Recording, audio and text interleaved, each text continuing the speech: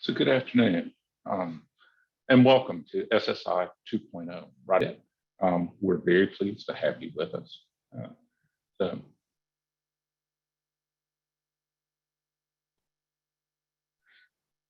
as always, this is our standard disclaimer. If you have questions about this, we ask you not to reproduce this, but if you have questions, always contact your Vice President Liaison at the Commission who can help you gain access.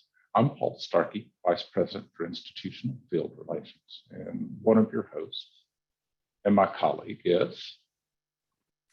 Good afternoon, everyone. Good to have you with us. My name is Edna Corbett. I'm Vice President for Institutional Field Relations. We also have some of our peer evaluators who are with us today, and I'll let them introduce themselves. So. Hi, I'm Zoe Irvin from Howard Community College. I serve as the Executive Director for Planning, Research, and Organizational Development, and I'm also the Accreditation Liaison Officer for our campus. Good afternoon, I'm Dick Lind. I'm the Senior Vice President at Trocaire College, and I've been the Accreditation Liaison Officer here for about 16 years. Hi, I'm Alberto Lopez. I'm from EDP University. I'm the Associate Vice President for Institutional Compliance, and I'm also the ALO for the past 10 years. So we thank our co-facilitators for being with us. We know that our member institutions like to hear from their peers much more than they like to hear from their VP. So we are going to incorporate the insights from Zoe, Dick, and Alberto just as much as we can. Our learning objectives are to identify strategies for transitioning from the research to the writing portion. So over this past year, since you completed Self-Study Institute and had your self-study preparation visit, I know there's been a ton of research being done, exploring those lines of inquiry. We'll also talk about how to take those sometimes very disparate group reports from your working groups into a cohesive document. And we'll identify keys for success in managing the visit. We recognize that while we hope that at some point we may go back to face-to-face visits, we are currently doing virtual visits. And so both Dick and Alberto, Dick hosted a face-to-face visit. Alberto hosted one of our more recent virtual visits. Both did a beautiful job. So we'll give you both perspectives.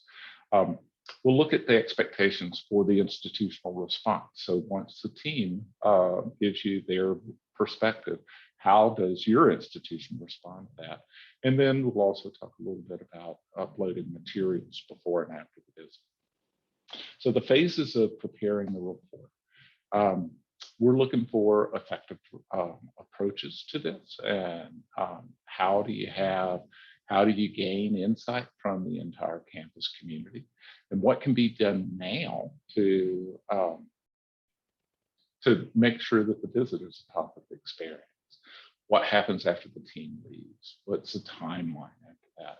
And what is the best way to approach that institutional response?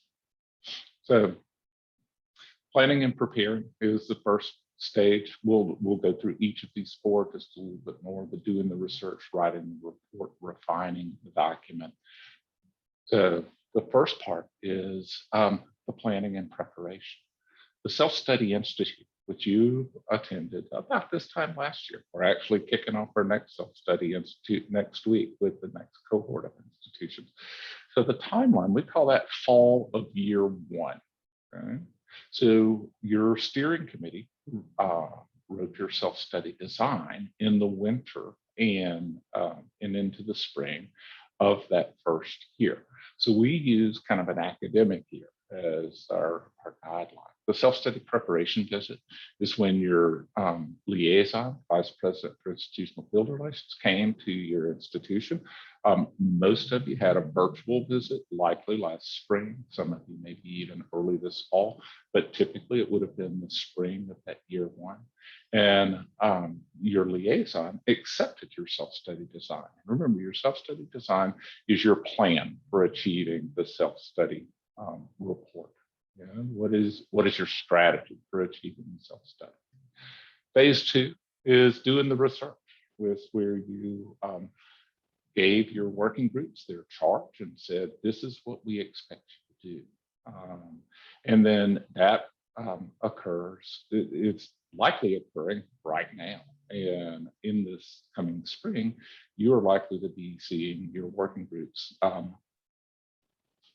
drafting documents and starting to, in exploring those lines of inquiry, are finding their results and providing you evidence in making their points, backing up their assertions.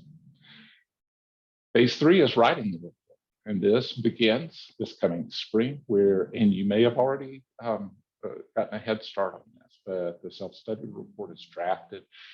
We ask you to be sure to have insight from all over your campus.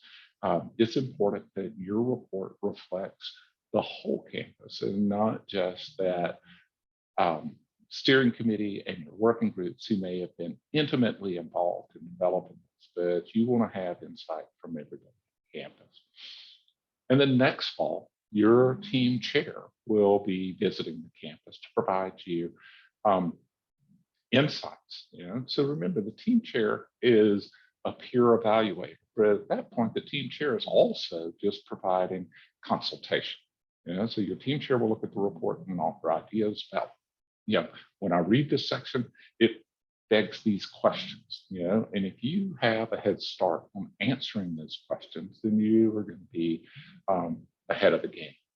So the team chair is coming as in a consultative matter as opposed to an evaluative matter. And then lastly, we'll talk about refining the report. The team chair's feedback will lead you to make some alterations and some edits. The team will have access to your report as they prepare about 6 weeks prior to their visit, assuming that your visit occurs in the spring. And then you will be organizing your evidence inventory. And we'll talk about all of these. So writing and revising the report. Here's the thing. We have dozens of people involved in the self-study process. Even our smallest institutions have multiple folks involved. And typically, those working groups are, each of them have their own charge. Many times they're organized around the different standards. Sometimes they're organized around the priorities of the institution, and they have as their focus that standard or their priority. And they tend to talk just about that. So how do we convert those multiple group reports into something that is cohesive?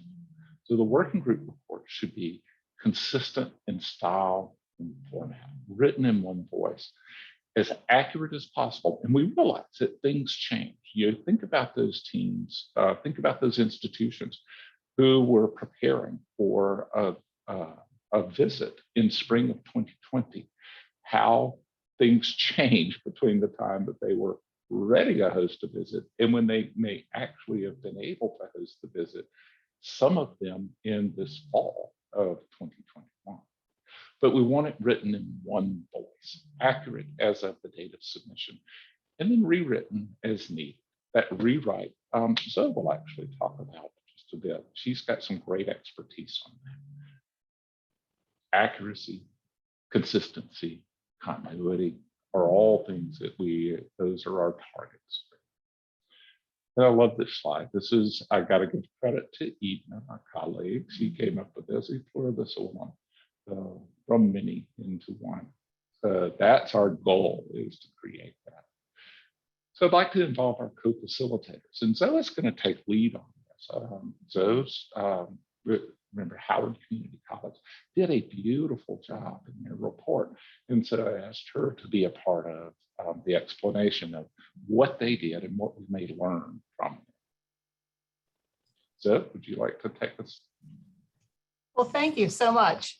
And I appreciate it on behalf of the 100 people at my college that worked very collaboratively in several cycles of revision. And our fabulous editor, Linda Emmerich, I have to give her a shout out, who was with us from day one of the journey. I hope to share with you, we just had our site visit in March, so this is all fresh. how we managed to refine the report so that it was a very readable, hopefully, and obviously we just got feedback that it was a very readable document. It's always good to make sure you keep the self-study design next to you, because you have to remember what you already said and what your vice president of Middle States has given you feedback on. Although we're all in education and your evaluation team will be from education, you all have that jargon and those letters, and you don't want to have a 30-page glossary. So try to keep the writing simple and to the point. I'm going to give you a tip on how to eliminate the redundancies. It's 100 pages. So it's easy to keep repeating yourself, and also in your evidence. I hope that in your work groups that you did involve already a diverse group of people in the creation of the first draft. And if not, it's not too late, considering the overall timeline, to invite some new members. We also, just so you know, we had a portal site from the first day. And so anybody on campus could see what the self-study work groups were doing. Their minutes were there, their drafts were there, the evidence they were gathering was there. So a highly transparent way to continue the adventure over a couple of years. Who's going to be in charge of looking at the data? We asked the work groups to collect the data, and then we had a person very familiar with research on each of the working teams, so that they could keep an eye on that and make sure it was the most current data. Doing it from the perspective of an outsider, I'm going to show you what we did in a minute in our terms of our timeline, so that we did have a moment where we literally swapped sections and had people read it as if they were the evaluation team. And of course, just a regular, your editors probably always said this to you, to try to avoid the passive voice. So if Paul, you could go to the next slide, I would say that agreeing on a writing style, even though everyone may have approached this a little differently, either by the standard or by a topic pertinent to your own strategic plan, that you should agree, at least for the next draft, on here's how we're going to send this writing up for the review of the steering committee and of course your editors. And I would say that even though we did that agreement on our campus with the 100 people, that when we got the first draft and their evidence and we provided feedback to them, that we decided we needed to go to Plan B. So Paul, if you would go to the next slide, in that we actually went back and took the working group folks and took a look at their credentials and said, who would like to be the editorial liaison from this work team?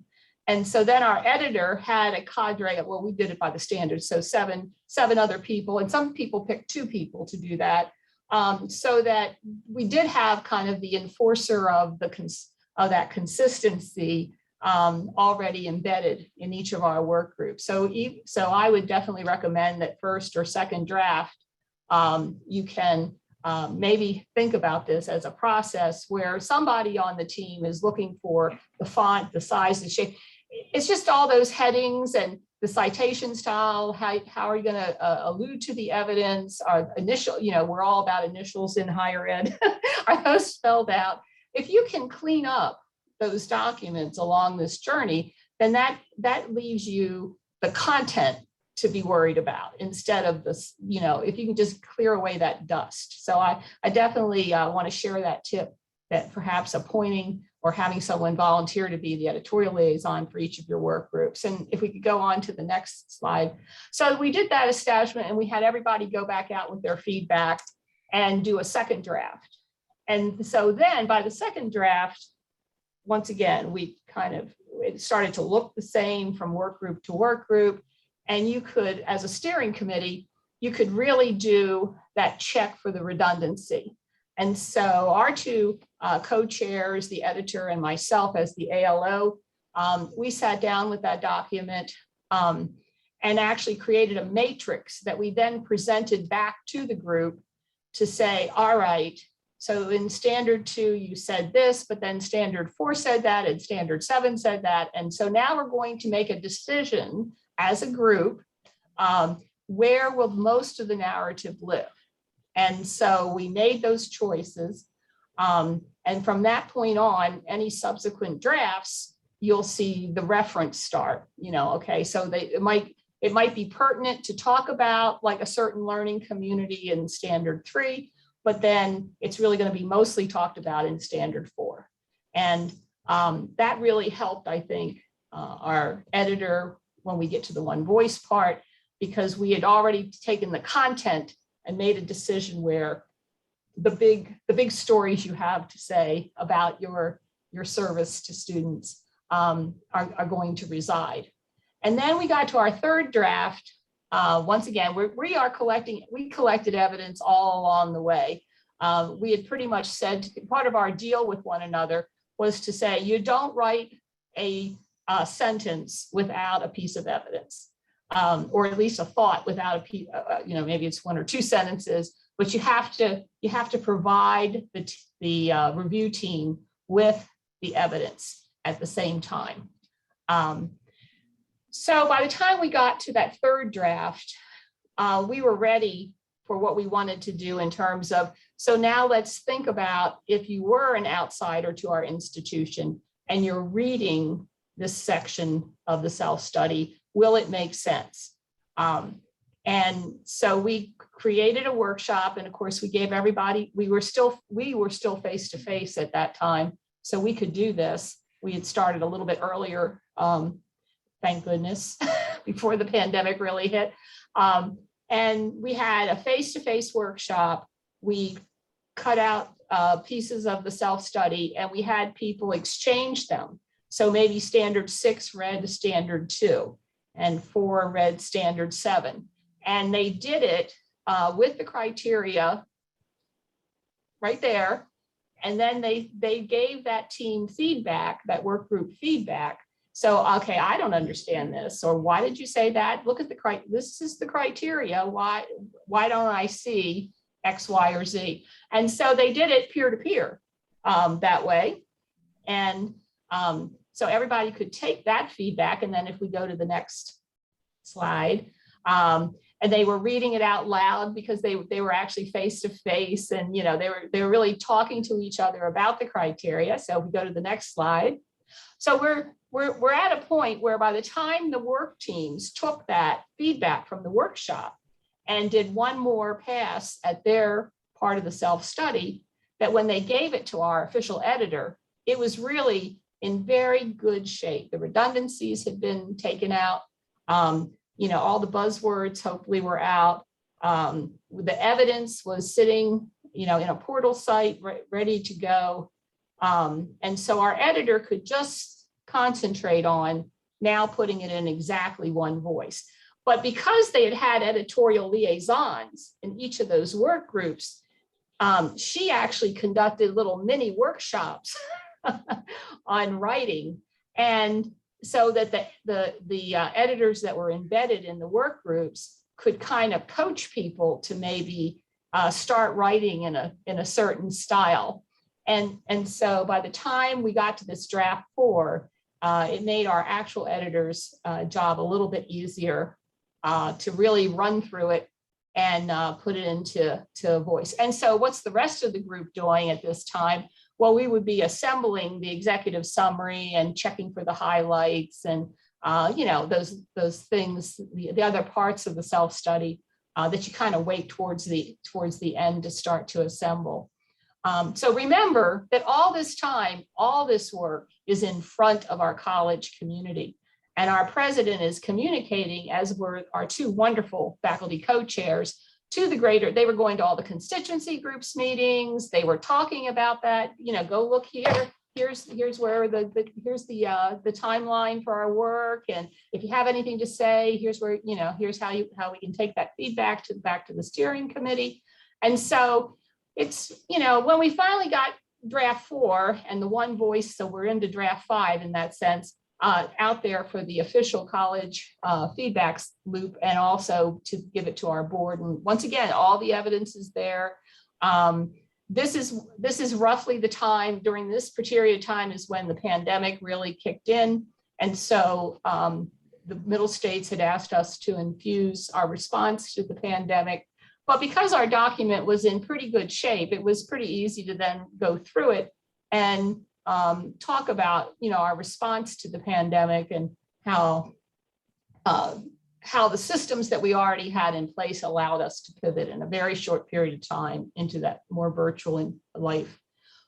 So if you're in a different place in terms of the pandemic, so you could be doing that in your work groups along the journey. And then, as was mentioned, we had the evaluation chair come in and do a review and meet with people and give us some feedback. So we're up to the moment of time when you're doing the final narrative tweaks and making sure that it's another couple of months later, so you can update some of the data. And then the final product before we sent it into the portal for approval. So that's kind of how we worked through it.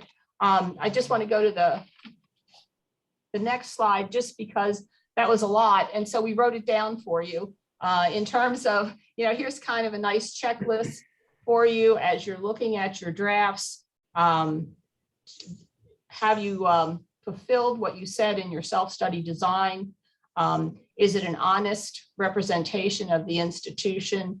Have you avoided individual agendas? Do you have enough evidence? Are you really, for each thought, do you have some backup for that? There are specific things that the Middle State standards ask you to show compliance and the requirements of affiliation. Those have to be entered separately in the portal. So have you gathered those individual documents? And do you have ample evidence to show that you're in total compliance with all the regulations from Middle States and via the federal government? And the next slide is what you're saying about what you need to work on realistic, particularly in these times. Have you identified the most important next step items? Did you get that document into one voice? Does it show the good things about your institution? Because we're in higher ed because we want to do a good job for our students. So have we, talked about the wins that we've had in terms of improvement and innovation? Have you given those folks at your institution a chance to put themselves in the shoes of the coming evaluation team and look at this in terms of the compliance with obviously the Middle State standards, but also the story of your institution, its good things, as well as the opportunities for improvement. So I hope that that's helpful in terms of getting you set up for your self-study fun of putting together all the work team reports into one. We just really wanted to keep looping back to the work teams because that meant 100 people on our campus. They were on that refinement journey with us. So everybody knew what had happened to their thought, to their writing, to their, why did that get edited? And then of course we shared it with the whole team, the whole college at the same time. So if we just go to my last slide here, does it really tell your story effectively? Do you have the evidence that's easy for an outside person who's never been at your campus to understand why you can make those claims or why you feel those are the things you need to work on? And is it reasonable? Happy to answer any questions a little later on in our Q&A.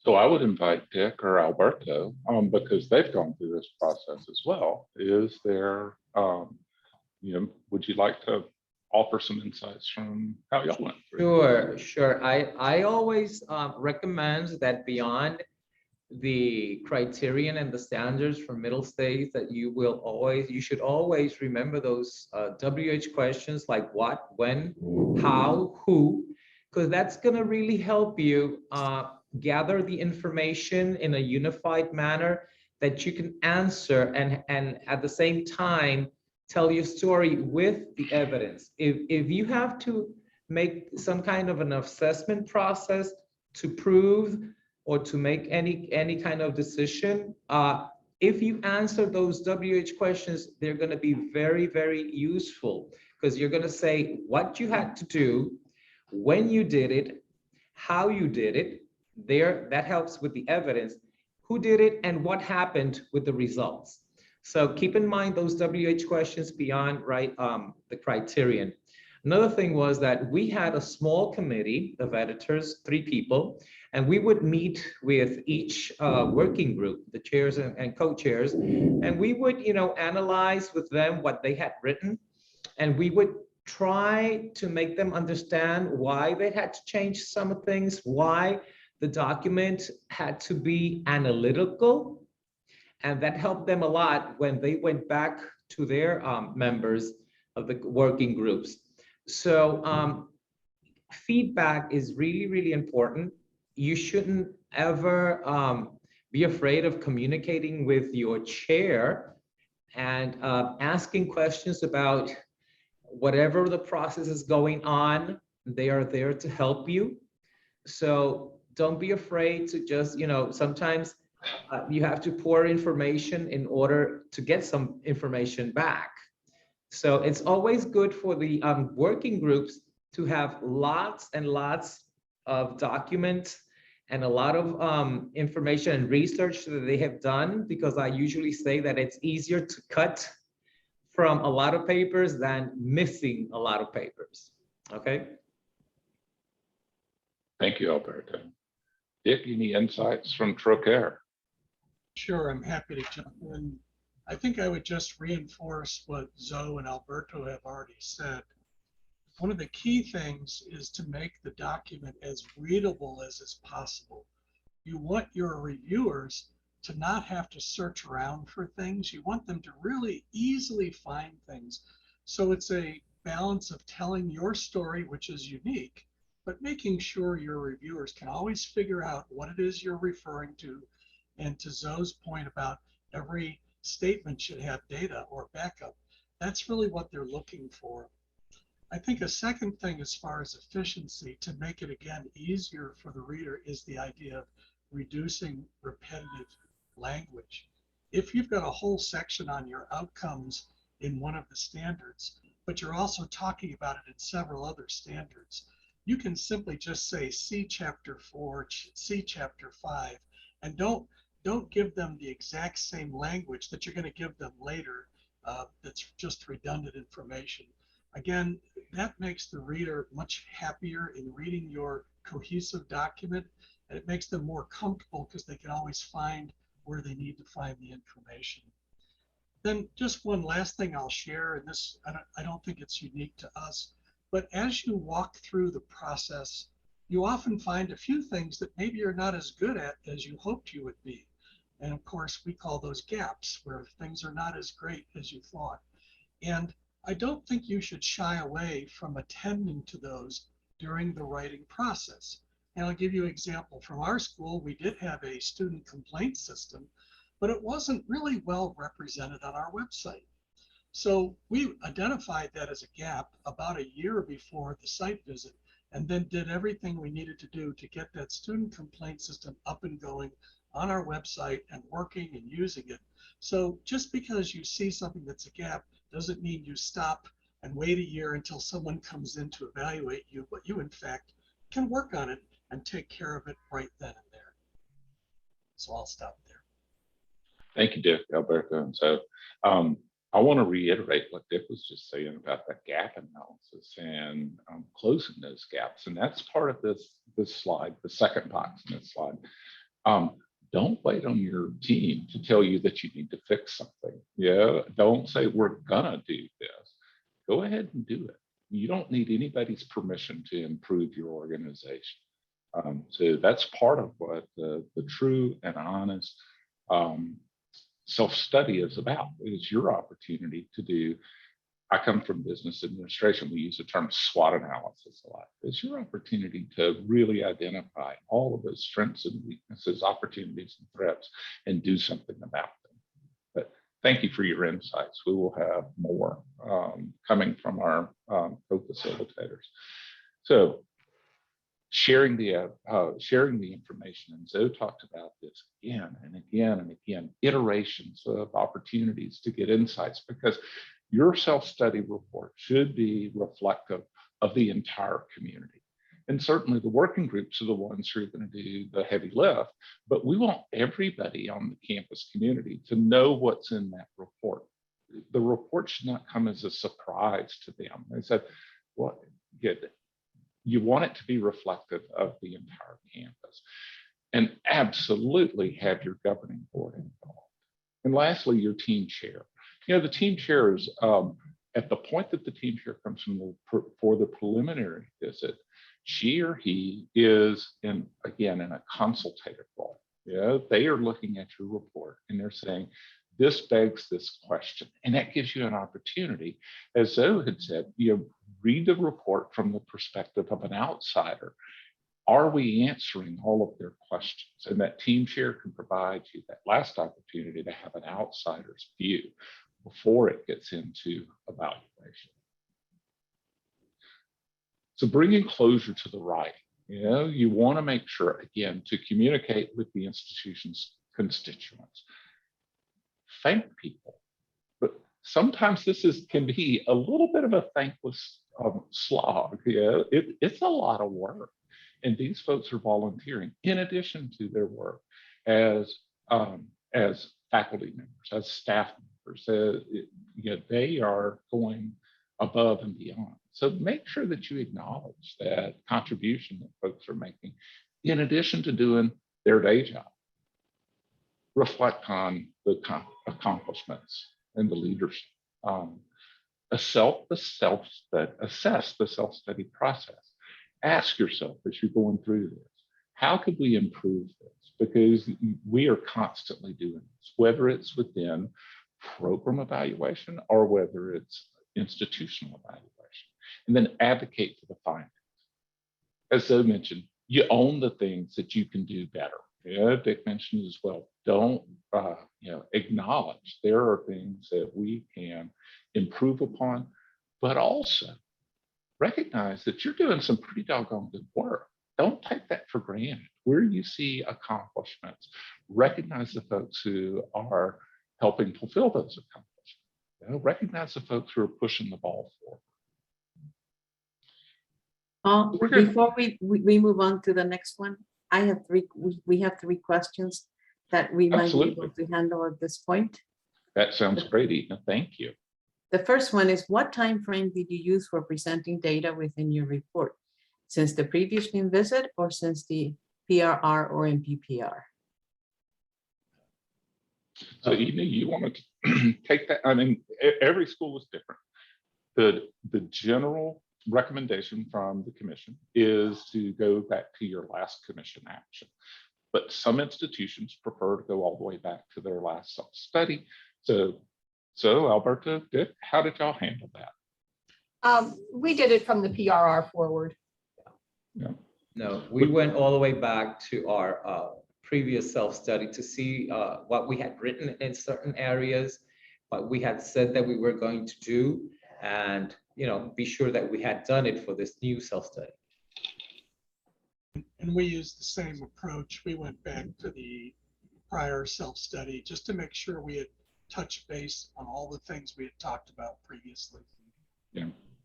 So one of the things, if you had recommendations in your last self-study, not necessarily recommendations that required follow-up, but just general recommendations, you want to keep those in mind, because the commission does ask you to address those recommendations, whether it's in the annual institutional update, whether it's in a supplemental information report, whether it's at the MPPR, but sometimes it's at the next self-study. So it's useful to go back just to see, did you follow up and close the gap on these recommendations? But again, the commission's expectation is that you go to your last commission action, at least that far back. Okay. Evening, you said you had about 3 questions. Go for more. Next one? So we'll do the next one.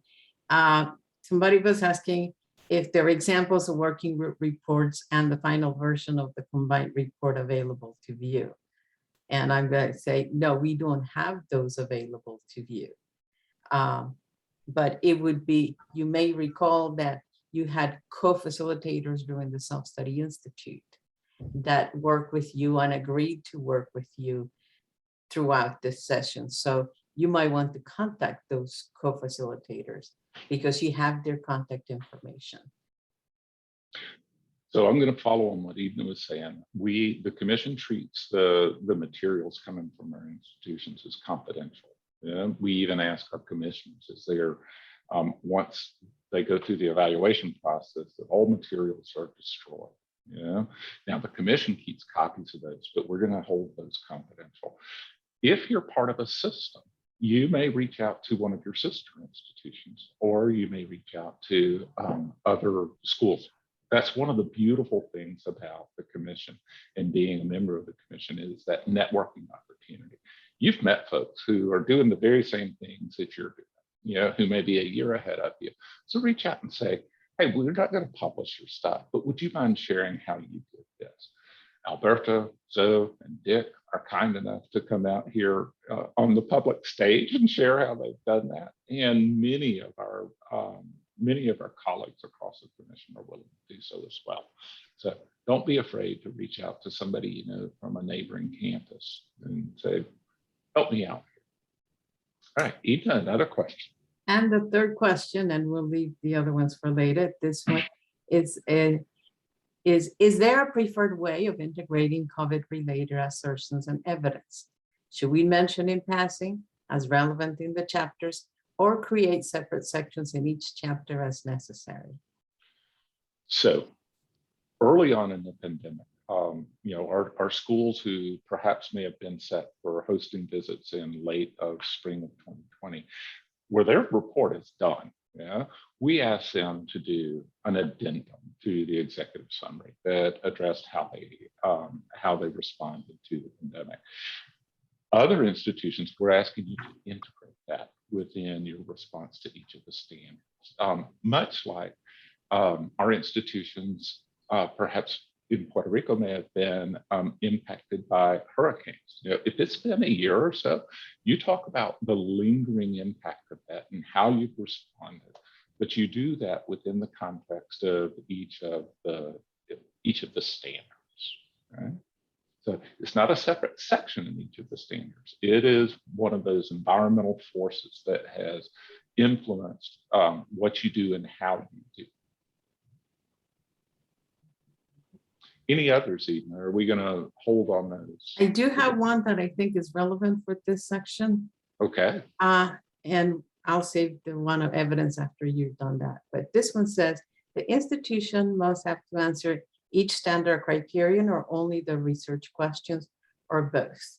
I think our co-facilitators can give really good answers to this one. I see Dick smiling. He's ready to jump on that one. I'm happy to. I'll say this. Frankly, when we got through our research questions, we recognized that sometimes they weren't as broad as we thought they should be. So in our rewriting, we made sure we addressed all the standards and the sub-criteria, because we felt that, I know we always think about this, it's not a checklist. When a reviewer is coming in, they're looking at holistically the entire standard.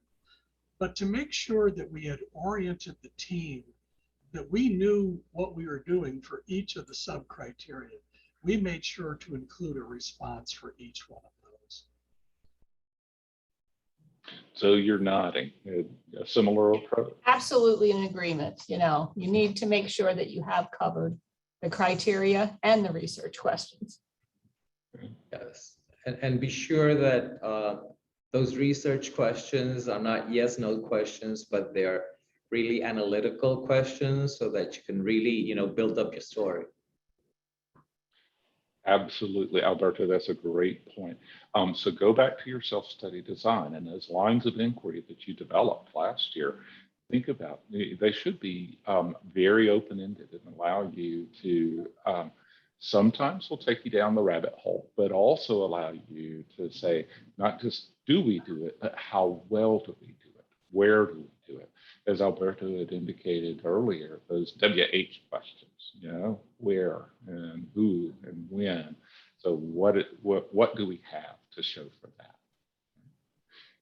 Any others, Eva? Let's keep going. Okay. So we're going to do a very quick take on selecting materials for the evidence inventory, and then we'll talk about how to upload those. But, and I'll try to mention this again, do recall that every year in the spring, the commission does a workshop dedicated to the evidence inventory and uploading the evidence. How do you get it into the evidence inventory? Recall that this is probably different than the last time your institution went through self-study. Yeah, so even only a few years ago, when I last chaired a team prior to coming to the commission, all of our evidence was on a little thumb drive, and it had all these links. But what the commission found is that those links, the moment the team leaves, many times some of those links are broken. And so we don't have a chain of custody for that evidence. And so we use the evidence inventory so that the evaluation committee has the very same evidence that the team had when they were on site, and that the commission some months later would have the very same evidence that the team had. And if the U.S. Department of Education ever happens to audit somebody, just randomly pull it, they would have the same evidence that the team had, perhaps a year or two later. So let's talk about some of the strategies. A reference resource for the team and the institution to be that it needs to be available and be as accurate as possible. The documentation should be supporting the points that you were making as an institution. So, and should directly demonstrate compliance with the standards, the requirements, our policies, and the applicable 8 federal regulations. Now, we've got some templates for some of these, especially the federal regulations. One of the big things we encourage our institutions to do is to curate the evidence. Don't do a document dump. Don't frustrate your team. So think about it. I happen to be working in Philadelphia today, and right down the street is this beautiful Museum of Fine Art. The Philadelphia Museum of Art has, I think it has around 60 different pieces of work by Monet. There are about 30 of them on exhibit. Why don't they put all 60 out there? Well, because those 30, the curators felt were the best representation of Monet's work. So do the same thing with your evidence. What is the best representation that really strikes your point, that shows directly to those lay readers? Because remember, our peer evaluators are lay readers. They're not familiar, as Zoe said, they're not familiar with your acronyms. They're not familiar with your jargon. So put it out there so that it best makes your case and shows that you are in compliance with the standards, but also that you're advancing your priorities. Again, curate the evidence. Don't let it be a data dump. Which pieces are best? Use a naming convention that is intuitive and is going to be understandable. Everything you upload has to be in PDF format. You are limited. Now, we do allow you to have 5 different links, 5 different URLs. And these tend to be for those ubiquitous types of documents that everybody uses. It might be an employee handbook. It might be your college catalog, those types of things that is pointed to many, many different times. Review to your portal to make sure that it makes sense, but always think of your team. And this is a time when Zoe and Alberto and Dick, I'd ask you, how did you pick and choose what was going to, because all of you were successful in this process. How did you say, this is what's going to be the best piece for us? Alberto? Oh, in our case, we had a self-study coordinator, and her main task was to upload all the information that was given to her by the editing committee. So, you know, it's easier not to be dumping, each group dumping information, but just having one person in charge of uploading everything. So, In the end, we had one person who was in charge of that final step to upload the approved documents to the portal. But before that, our steering committee did review all the evidence together. And I would say we did something similar, although I was lucky enough to have a director of institutional research who not only could help with making sure the right evidence got into the right places, but also to make sure the evidence that was being presented was clear, crisp, and very understandable. Not everybody is a statistician or a graphic artist, but sometimes you need someone like that to just clean up the evidence, not change the content, but make it very readable by the reviewer. So one of the things that we encourage folks to do is to make sure that you're showing the result of the evidence, that you're not doing a dump of raw data, you know, but what do the data mean? What is this telling you? So some of you are at institutions that are part of my portfolio, and you've probably heard me say this before. I am a huge fan of academic librarians. I think they work magic. They are the Harry Potters of the academic world. And I encourage you to use them to help you with this. One, they are professionally trained to catalog stuff, so they know how to find information. And the other thing is they understand information literacy. So if you're looking at a whole group of documents and you're saying, which one best makes my point? Your librarians many times can say, this is the one. It's succinct, it's to the point, it doesn't waste any time. Yes, these others are available out here. And your team may come and say, well, do you have more evidence? Every team does that. They're going to ask for additional evidence, and you can upload those other things. Alberto had mentioned earlier that sometimes it's better to have too much than too little on the front end, but narrow that down. Keep your reserves there in case a team asks for more, but think of the team. What's going to give them how are they going to best be able to understand your point without frustrating?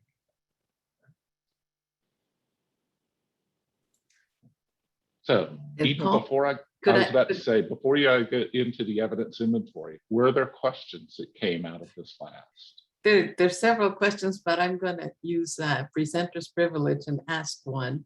Okay. Could you quickly, Alberto, Zoe, and Richard, tell us about your naming convention? Well, I'll start. We said at the beginning, like standard 1, and if it was about criteria 2, so start off with a label that identified which part of the criteria it was alluding to, and then a really good name that represented the document. I will, just as a tip, say that when people started doing that, they got very, very long names, and the Middle States portal enjoys having shorter names. So in terms of being able to go back and verify what you've already uploaded. So at some point you do have to cut them down to something a little more readable in a short screen. So, so tagging and then a very descriptive name. Like I said, we had a study coordinator whose only task was to upload information. So she used tags that she would understand, and they were really easy. So it was good for the team members to identify all the information very quickly. And we used a similar approach as others have indicated. We called all of our things appendices, and we then referred to them by the standard. So it might have been standard 1. And then we did them in order because we wanted some flexibility should we needed to change something at the last minute. We didn't want to get too tied into the naming convention that might have changed. So we just did them in order: 1, 2, 3, 4, 5, 1-1, 1-2, 1-2. 3. And then at the very beginning, obviously, of the self-study, we had the table of contents, or a listing of all, we actually had a separate listing of all the appendices. Very easy for someone to then take that page and look at it and go through your documents side by side to make sure they were seeing all the ones they needed to see. Thank you. Thank you. I have two that are similar, so I'm going to mix them up. So Edna, First- before you get to that, could I add what Dick, Alberto, and Zoe were saying? So one of the things I would encourage you as you're writing in the self-study report, have some very clear reference to that piece of evidence. Don't assume that your team member is going to go roam the stacks of your evidence to find what you what supports your point. So point them as quickly so that if they pull up dual screens, they're reading the report, they can look at the evidence inventory and they see what it is that you're pointing to. But point them directly to it. Don't let them roam in the wilderness. If I could add one last piece, Paul, this isn't going to work for everyone, but it really helped us. We were struggling with trying to show the evidence of our assessment. You know, a lot of times reviewers are looking for assessment, and how do you portray that in the self-study? And we have a particular philosophy here that we use, the plan, do, check, act cycle that a lot of folks are familiar with.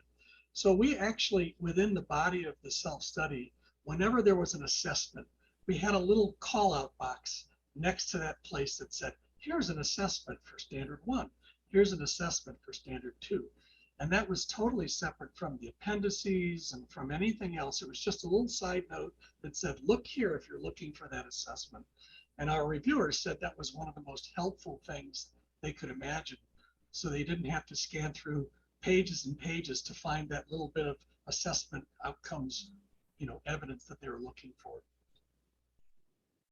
Well, in our case, we have 2 assessment documents which we publish every year.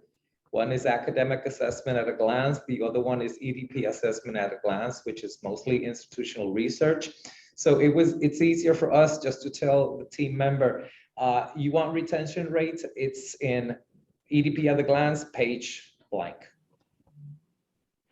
Alberta, that pointing to a particular page is important, especially if you have these very large documents, kind of like your college catalog, or if you have human resources policies and procedures that may be, the employee manual may be 75 pages long. Don't make your team member read all 75 pages. If you're talking about your tenure policy, point them to the pages of the document that speak to the tenure policy. Yes. Okay, so you just answered the next question, but I will read that. What is the best way to cite evidence throughout the chapters and the full report? Thank you. And the other one is in the self-study guide, we recommend refining by asking the question, do multiple documents relate to one criterion? If so, is it possible for just a few documents to be used to demonstrate compliance? That said, should we be adding evidence for every 2 or 3 sentences? Or is that too heavy? So we've answered most of the other ones. So let's just answer about using one document for multiple standards and the citing, for each sentence, which I think one of you said. So I'm going to defer to our practitioners here. They're the ones who have most recently put these self-studies to bed. I think in the spirit of making it easy for the readers, that we went on the side of the spectrum of saying, here's the thought, here's the summary statement, and this is the piece of evidence. And if they needed a particular part of that, if they're using a piece of evidence over again, then as Richard said, and look on page 6 at column heading, a very directed go look. And even in the piece of evidence, it might actually have been highlighted for them, so it caught their eye. So to make it as simple as possible, to follow the narrative into the evidence. So we were a little heavier on the evidence, and in terms of lots of evidence, like about assessment, like assessment of our 1,000 courses, I would just say that what we did is we gave them samples from every division. So from our org chart, we gave them nice examples that they could just go look at. And then we gave them a screenshot of where on our college portal the other 900 were.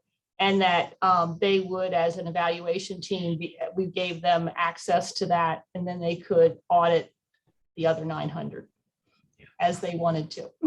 Yeah. Well, in our case, I always say that you want to make the team member read the whole story in a very easy manner. And then they'll go into the evidence. You don't want people reading and having to go to the evidence and reading and going back to the evidence, because that's tiresome. So if you give them like the headlines and then they'll go into the details, that's great. I agree with Alberto and Zoe 100%. The real task, the real art of writing a self-study is to keep the reader flowing very smoothly through the document and not to cause them any frustration. There's nothing worse than being in the middle of a document and all of a sudden you don't know where you are and where you need to go. So to keep their frustration down, you want the document to flow, just as has been remarked about. The other thing, and this may be for those in the crowd who are somewhat more graphically intense, I love to put a few figures or graphs in the document that summarize the information that's in the evidence inventory.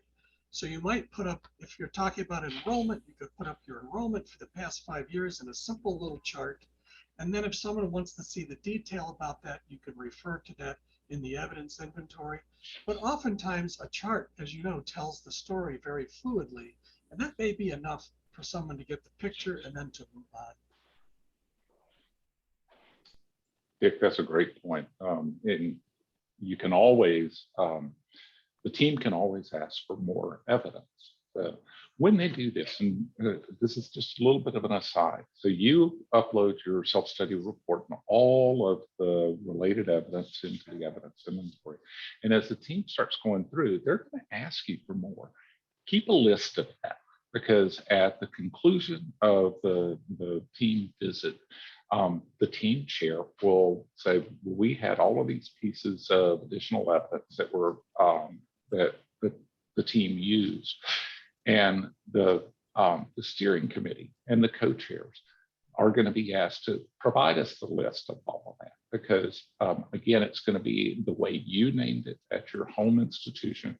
It's going to be your documents, and that's part of that.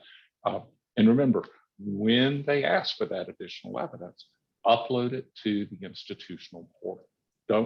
If we are lucky enough to go back to a face-to-face, don't just hand the document to that team member, but make sure you upload it to the institutional portal so that your commissioner reviewer and the commission as a whole will have that same piece of evidence that they can review. I think all three of our co-facilitators here today talked about think of your team. Don't frustrate your team. There is nothing worse than a frustrated team, because if they can't easily answer their questions, that means that the question has not yet been answered, and that's going to result in something that probably an end that we don't want to achieve. So I'm going to kind of quickly take you through several different screenshots of how do you upload the evidence. But I do want to remind you that every year, our accreditation services team provides a workshop, usually in the spring, about the time that you're beginning to upload this, on how to do this. They will take you through, and Aaron Matson and Trey Patterson, they work magic. So they will give you the details on how to upload the evidence inventory. I'm going to give you just a quick little snapshot. So in the institutional portal, there is, you're first going to look, navigate to evidence, and it's going to ask you which of the institutional reviews that you're talking about. And so you're going to look at the self-study review.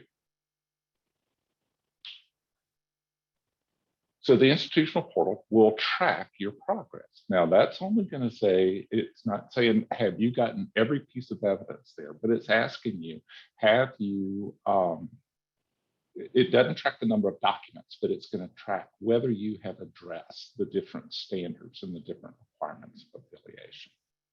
And it reflects your progress in that, okay? So, upload all the documents for the requirements of affiliation, upload the documents for your standards by criteria, right? And alternate there to make sure that you are covering all of these. Save often. Now I realize back when we first took our first computer literacy course, remember they said you're working on a term paper and they say save it often, because you don't want the machine to crash. So you've got a ton of different things here. Get in the habit of saving. Okay? Now, not submitting, because once you submit, everything is locked in. But save often. You will have an opportunity to come back, and let's say you get an updated result or an updated report. You can come back and replace, and then that's perfectly fine. And we actually want you to have the most current piece of information possible, but save early, save often, so that you make sure that things are in the system. Okay. You get to have up to 5 URLs. Okay. So again, these are the things that you refer to time and time again. Things like the student handbook, catalog, those types of things that may be relevant to all different types of all the different standards. But remember, when you're writing your report, point to particular pages in that larger document. Okay? But we're limited to 5 URLs. Okay? Again, save and save often. You are going to have the opportunity to upload files from your library, so you can create a library and you can just pull from that, just kind of load them in. Do recall that everything is being uploaded is going to be must be in a PDF format. Right? We have even team chairs trying to upload their confidential brief. They'll send me a Word document. And I said, well, you need to convert this to a PDF and then upload it. Everything has to be in the PDF. The system will not allow you to do anything in an Excel file and a Word file, any of those. And that there are numbers on each of the standards. This is just asking you how many of the, tells you the criteria and how many of them that you have addressed thus far. Okay? And again, look at the save button. All right. So check to make sure that everything is relevant. If you've got a criteria that's not relevant, it's okay to say, this one is not part of our institution. We see this sometimes, especially on the requirements of affiliation. It asks, have you graduated a class? Well, some of our institutions may have been around for 150 years. Of course, we've graduated a class. So it's okay to say. All right. And then when you're done, click the complete box. All right. So you have to respond to all the requirements of affiliation. Again, some don't apply. Indicate this by criteria does not apply. One of the criteria, or one of the requirements for affiliation, is that you correspond with the commission in English. And folks say, well, how do I show that? Well, you can point to some of the documents. You can say, our self-study is in English. You can give an example of some of the correspondence between the ALO and the liaison VP, and say, here are examples of how we correspond. Because sometimes folks say, well, of course we correspond in English. How do I prove that? If you have questions about it, whether it's applicable or not, talk to your VP liaison. That's what we're here for. All right. So, and make sure you address all the requirements, either by saying it's not relevant for us, does not apply, or by having that evidence there. All right, additional documents. This is where we had talked about how the team may say, great, you've given me a good example, but I want to make sure that this example is representative. An anecdote does not a trend make. So Zoe had a great example of this where she said they uploaded course evaluations for at least one class in each of the divisions, and then they pointed to others. Well, what if I wanted to see? You gave me an assessment of college algebra. How do I make sure that the other math classes are assessed in the same way? So I may ask for that assessment. If I'm doing standard 3 or standard 5, and you provide additional documents to make sure that you put them in there. Again, don't just hand the document to your team member, upload it to the portal so that everybody has the same information when they review. I know you're tired of me saying this, but click the save button. I can't tell you how many times we've had institutions say, we were working through all of our evidence inventory and our system failed, or things cut off. And I said, well, you got to start over, but click the save button. Make sure that you've checked to make sure all sections are complete. Remember that progress report. Have you addressed all of the criteria within a particular standard, either by providing evidence for it or by saying it's not relevant? Right? But once complete and you hit that submit button, you're done. Okay? So make sure you're really done before you hit submit, because there is no going back after that. So if you have issues with the evidence inventory, you can always, we tend to use, again, this is the jargon and vernacular, support at, of course it's support at msche.org. You can always contact your VP liaison. If you have questions about logistics, contact Carmela Smith, csmith@msche.org, msche.org. And you can always go back into your portal training and review that, because there's information there. Please recall that our colleagues in accreditation services have a fabulous workshop in the spring on the evidence inventory. While I've run through this in just a few moments, they will spend a couple of hours with you, making sure that you've got good examples of what to upload and then how to upload. So, cite the documentation. When you have references to the evidence inventory, are those connections made very succinctly? Make it easy for your team to find the evidence for the assertions that you're making. If you have documents that are kind of unique to you, that's in your own language, can you provide an annotation that explains this is what this means to a layperson, somebody who's not familiar? At one of my former institutions, we use so many abbreviations and acronyms that every time we onboarded a new staff member, or every time we had some type of either programmatic or institutional accreditation, we provided a vocabulary. We provided a glossary that said, what does this mean? So do the document titles really identify the nature of the document? They should be self-explanatory. Again, this goes back to your naming convention, and our co-facilitators gave us some great ideas about how to make those clear. And be careful about making sure that you're not divulging information that may be sensitive. Okay? While we ask all of our peer evaluators to abide by confidentiality, you just don't want that out there. And then don't use hyperlinks. You're limited to 5. And I realize that it's really easy to say, well, just click here and you can go. Not everybody can click there. Right? And then in the body of your self-study, refer to the evidence using some means of pointing to the evidence.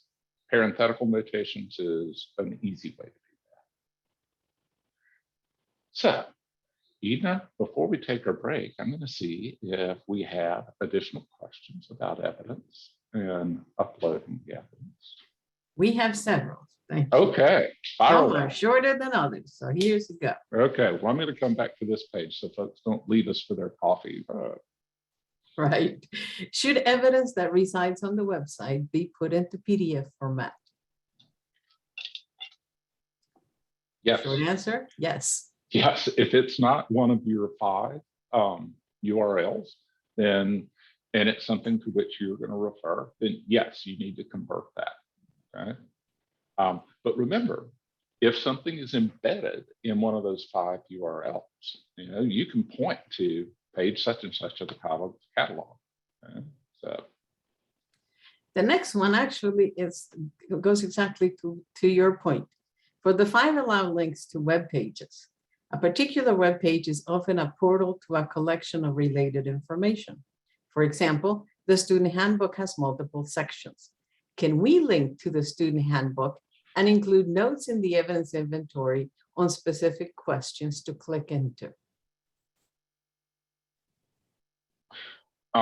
you can't include that second click, but you can tell where it resides in that document. Yes. It's like the college catalog. The college catalog may have not only course descriptions. You may want to tell somebody, go to the course description section of the college catalog. So you've given them the steps to take, but you cannot include the URL of that second step. Mhm.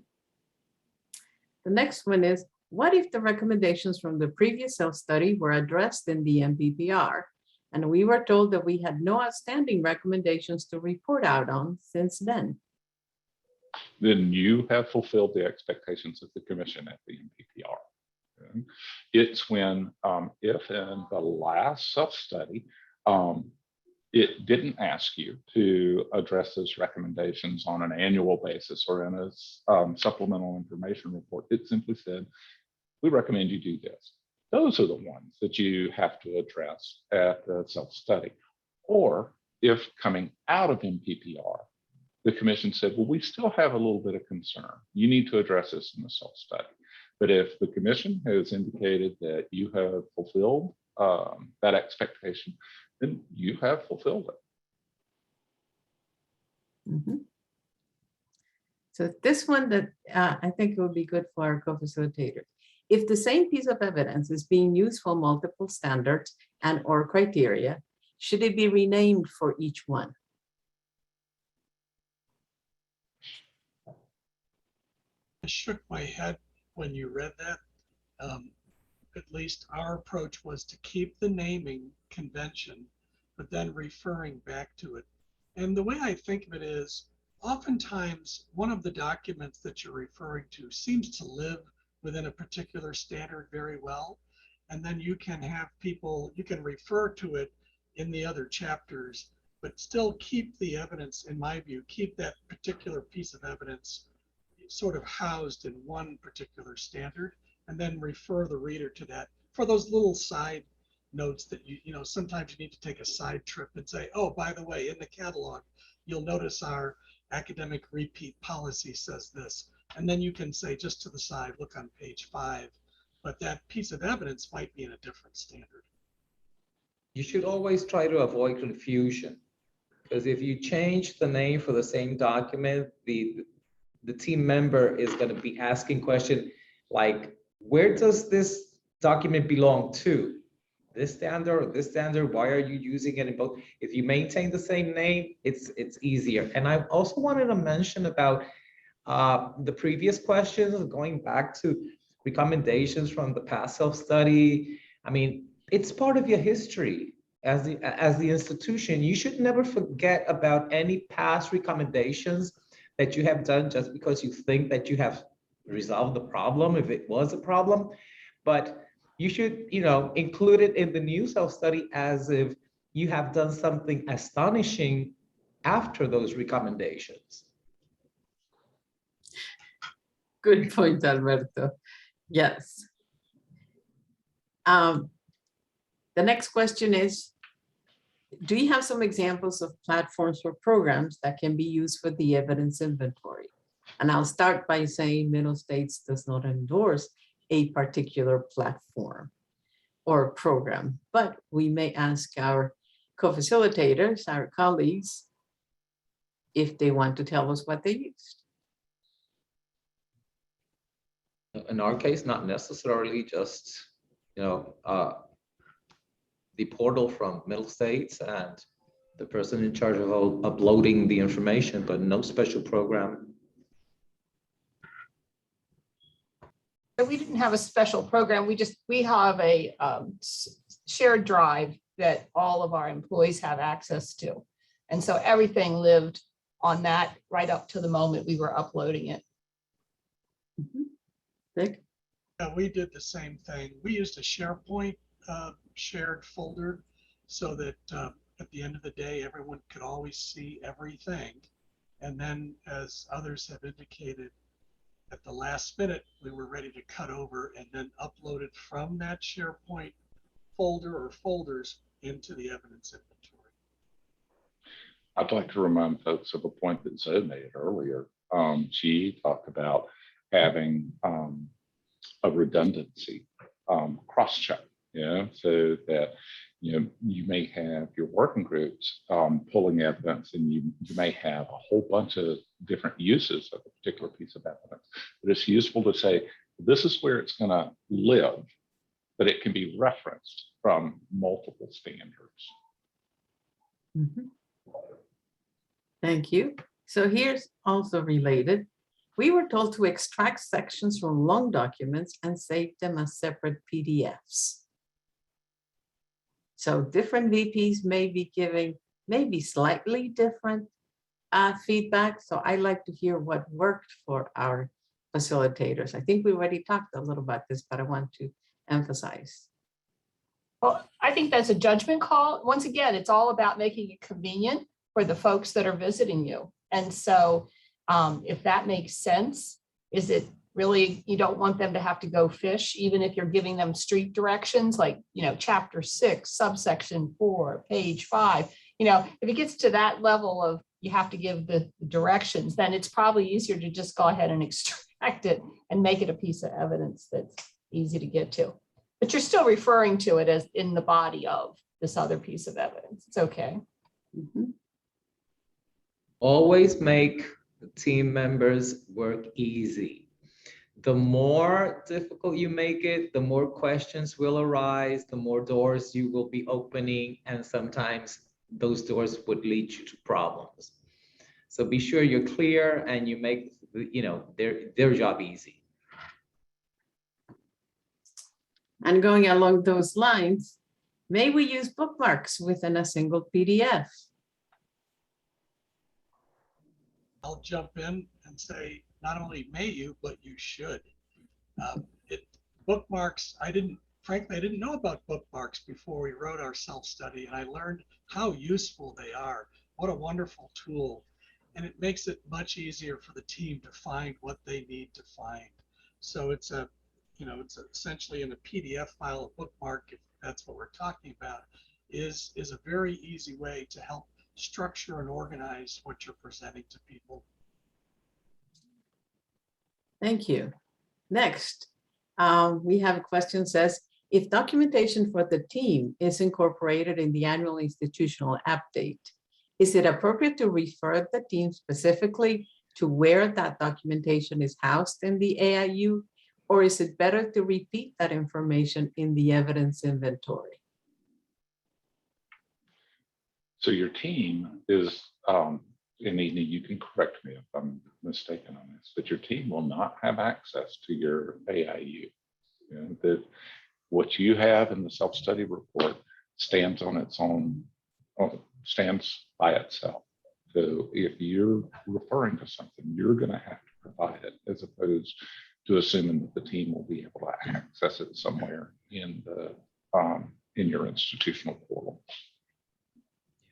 Well, I can't stress it enough. I mean, make your team members' job easy, have the information available, keep them happy. Right. The AIU is about several different things, but it's about standard 4 and standard 6.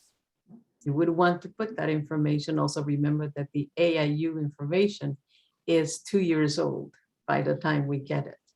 So you want to have as close to possible, the last full academic year would be the best. A question says, so we should not cite using footnotes, but in-text parenthetical citations? That depends on your style. So let's hear from our facilitators. Parenthesis in the narrative. Everybody told us that was easier. So, and having served on several other teams myself, yeah, I like it right there. Yeah, We I did. agree. I'm sorry.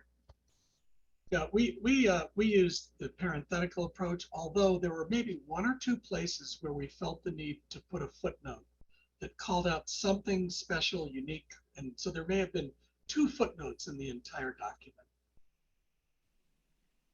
So again, this is not a you must do, but these are examples of what worked well for some of our member institutions. Yes. So here's a different one. Some self-studies we looked at cover the standards and the requirements of affiliation in the same places, but are they separate in the evidence inventory? Short answer, yes. Paul, do you want to expand? Yes, they are separate. Many of the requirements of affiliation align very nicely with the standards, particularly standard 2. You see a whole host of them there. But when you are providing evidence, it is important to do that separately. So in that evidence inventory, you see each of the standards, and each of the standards have the different criteria, and it'll tell you, have you provided evidence for this standard? How many of the criteria have you done? And then there's a whole separate list for the requirements of affiliation. And again, you're going to need to provide the evidence for them as well. There are some redundancies. That's okay, but it's you do need to point to those. Mm-hmm. Next one. You recommend citing the applicable document from the evidence inventory in the narrative.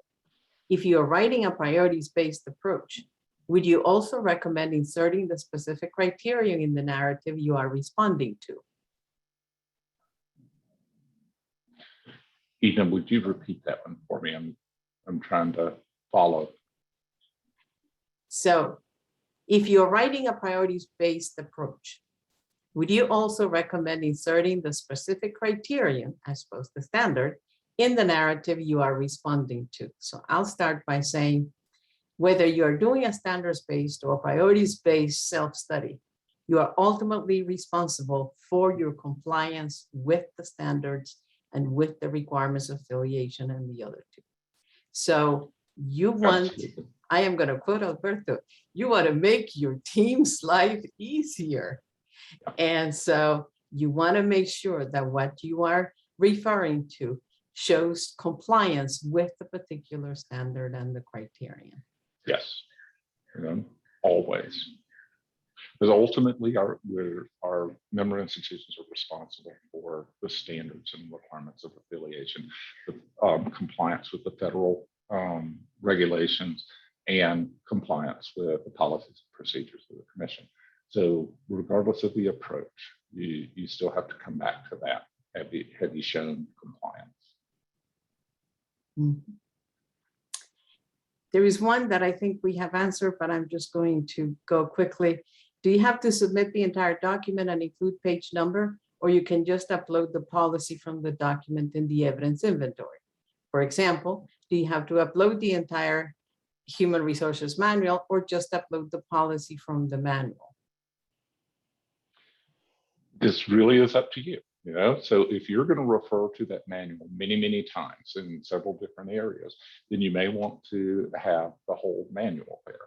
But if you, for instance, you're talking about support of your academics and you're talking about your tenure policy, that's the only piece that you really want to put in there, then extract that and have it. But again, think about how many times you're going to point the team to the document and make it easy for the team, you know, to find what they need. Alberto's got great advice, y'all. Don't frustrate your team. I just think that sometimes you should just limit yourself to give the information that is asked for. And if you give more, you could get in trouble because then you're going to be arising other questions that weren't even contemplated. So, you know, and besides that, uploading a whole document that might be what, 400, 500 pages, it's going to take a lot of space. So just, you know, upload the pages that you're required to and the ones that you're citing. So I have to say, while there's a limit to the number of pages on the report, there is no limit to the number of pages on the inventory. But you don't want to be a data dump. Next one. When self-study report is being shared with various constituency groups, is it necessary for them to have access to the evidence at the same time? I'm going to defer to our co-facilitators here and see how they did that. I'll Can you repeat the question? When the self-study report is being shared with various constituency groups, should they have access to the evidence as well?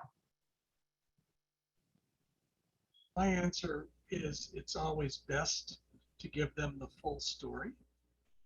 Now, it's possible that there may be some evidence that you consider, you know, not ready for prime time or something like that. And I think that's okay. But at the end of the day, if you've been asked to share the document, you want the document to be understandable and comprehensive to the people reading it. So in my view, to the extent that you can, and it's practical, I would share the relevant data so they get the full picture. Well, I guess it all depends also. I mean, I would share, you know, the self-study and they could, you know, get information about that. But if they want extra information, well, we could show them the evidence. But I think it would be overwhelming to show all the information to just, you know, like students and faculties and stuff like that. I mean, they won't even understand most of it anyway. We shared it all at all times, you know, with the exception of a few confidential documents that you don't put into the last minute. And we invited people's input if they felt we should have picked a different piece of evidence. So we were out there with it all. So many of those constituencies are already familiar with your institution. You know, they may be your board, your faculty, staff, students. And so while many pieces of evidence for your team members, you're having to very explicitly point them to a particular document. If somebody is already a member of the organization, they may have kind of a native knowledge of what's meant by what's in the catalog, or, you know, they may already have access to the portal and they can find those things on their own. Mm-hmm. Okay, and next to the last. So is it appropriate to handle the requirements of affiliation as a completely separate document or appendix with links to the list of evidence and not reference them in the report narrative? As Paul said, the requirements of affiliation are connected. Most of them are connected to the standards. So when you are demonstrating compliance with the standard, you also demonstrating compliance with the requirements of affiliation. When you decide what evidence to include in for your standards, you may pick from that evidence and move it to the requirement of affiliation. It doesn't mean that you need to develop a whole new set of evidence for that. But I'd like to hear more from our colleagues. Part of our agreed format for a part of the report would be that when it was showing compliance with the requirements of affiliation, we adopted a certain text for that, so that it was very clear that if you looked at our document, you could see the requirements of affiliation. That's right. The team will also refer to those. They may refer within the standard, but then they have to actually write a separate section about the requirements. We did the same thing as Zoe is indicating. We called out the requirement of affiliation within the text of the self-study, just because it is integrated, and back to Alberto's point, to make it very easy for people to find the evidence that they needed. I agree with my colleagues. Okay. Paul, the last one. This one's more broad, Okay, which is more critical. Addressing all facets of a standard or addressing all facets of the approved lines of inquiry. And how many pages can completed self-study be? I can answer the second one, it's 100 pages. Yeah, Single it's a- space or 200 double space, but correct. how about the Correct. first one? So remember, ultimately, your lines of inquiry are intended to show your compliance with the standards. That is what the commission is seeking. Are you in compliance with the standards, with the requirements of affiliation, the federal requirements, and the policies and procedures of the commission?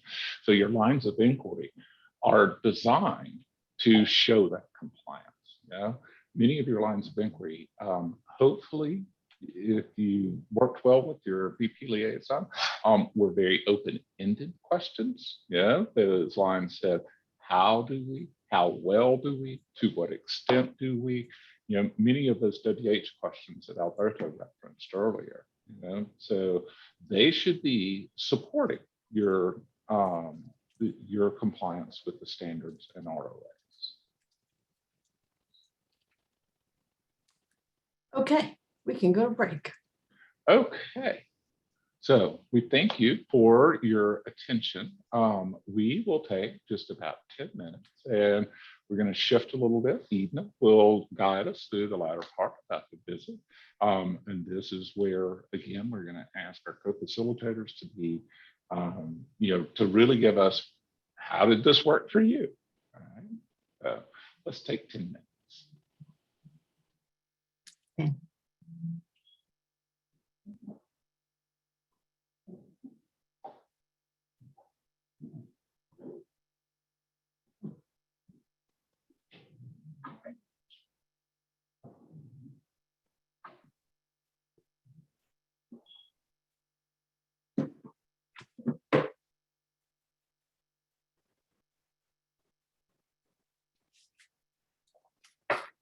Okay. Welcome, everybody. We're going to get started with the half related to preparing for the evaluation visit.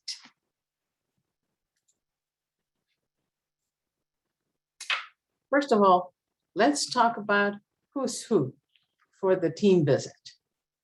Your vice president liaison has been with you throughout. You probably met him or her before the Self-Study Institute, then got to know them very well through the Self-Study Institute and then through the self-study preparation visit. But now this liaison that has been available for consultation with you, also available to the team chair, now takes a second, back seat, so to speak. And once the team chair is appointed, the institution and the team chair then discuss and agree in any and all issues related to the self-study report and to the visit. But let me tell you how we build the team. We often get this question when we do our self-study prep visit. Who's going to come visit us? How do you decide who's going to come? So first of all, we send a letter to the president of the institution, to the CEO, with recommendations for team chair. The president or CEO then tell us what's the first choice, the second choice, and then we issue the invitation. If everything aligns, the first person that we ask accepts the invitation. If not, we try several times until we find the most appropriate person. And so the chair accepts the invitation. During the, after that, somebody from our commission staff sends that initial information, basically introducing you to each other. This is your team chair. This is his or her contact information. This is the team from the institution and the contact information. Then the chair contacts the institution's CEO. Or please feel free, if you haven't heard from the chair after you have received that notification from the commission staff, you also have their contact information. So there is mutual contact between the chair and the institution. Part of that contact is discussion for the dates for the preliminary visit and the team visit. Those dates are not determined by middle states. So you decide with your team chair when is the most appropriate time. And during Self-Study Institute, you might remember we talked to you about choosing a time that does not conflict with other major things going on at the institution, and particularly that does not coincide with a visit from a program matter accreditor or another institutional accreditor, because you don't want to do those things at the same time. Once those dates are decided, you, the ALO or the team chair, notify us, and that's when we enter it on our system. We need that date, because without the date, we cannot choose the team. We need to tell the team, you know, institution ABC has its self-study in spring 2023, and these are the dates, because the people that we invite need to know whether they're available on those dates or not. So we produce a roster of prospective team members, and then we invite. Again, if everything aligns, everybody says yes. But if they don't say yes, we have 1,700 peer evaluators to draw from. So when we have that, our staff sends the information to the team chair and to the institution. And ideally, this would be happening prior to the preliminary visit. COVID, the pandemic has thrown a little barriers into that, because at this point, we don't know whether the visits for the spring 2022 are going to be virtual or are going to be on site. So that is why, if you are hosting already, those of you who have visits coming up soon, if you're hosting your chair's preliminary visit, you probably will not have the roster. You will not have the roster, because that roster will not be finalized until we know, we can tell people whether they're going to do a virtual or an on-site visit. But an important piece of information on this slide is that once the roster is sent to the institution must review that roster and determine if there are any conflict of interest with any of the people on that roster. We don't know everything about people's lives. And therefore you might know, oh, that person worked for us 10 years ago. We don't want that person because they left on bad terms. I mean, there are many things, I have one of my favorites is that person was roommates with our ALO in college. So we don't want to have any appearance of conflict of interest. And you will receive, along with the list and the roster, you will receive instructions on how to go to the portal and affirm the team roster. Next on the timeline, after the team chair's preliminary visit, the chair and the commission will confirm the visits for additional location and branch campuses. And I know for most of you, that may not be the case. But if you have more than 3 additional locations, we are required by federal regulation to visit 1/3 of them. If you have, and this question always comes up, what if I have 3? No, The rule says if you have more than 3, that is, if you have 4 or more, then we must visit 1/3, and that visit needs to happen prior to the visit. Whether it's a virtual visit or an on-site visit, that visit still needs to happen prior to the actual team visit. After the team chair's preliminary visit, the team chair does not write a report, but if there are any concerns that bubble up to the top, it is their responsibility to report to the commission what those concerns may be. So now you have a visit date. About 3 months before the visit, the chair, the vice chair, and the institution develop the preliminary agenda for the actual visit, for the team visit. Notice the use of the team chair. This is one role that was not available when most of you went through the Self-Study Institute. This year, we have implemented a new role, and the vice chair is a highly experienced evaluator who will assist the team chair in several pieces of the process, and you will see it here. 2 months before the visit, the vice chair and the team discussed the schedule, the travel arrangements, the technology needs. So that is going to be one of the main roles of the vice chair, to work with the institution. So you need to designate somebody at the institution that is going to be in constant communication with the vice chair regarding travel arrangements if it's on site, or technology needs if it's virtual.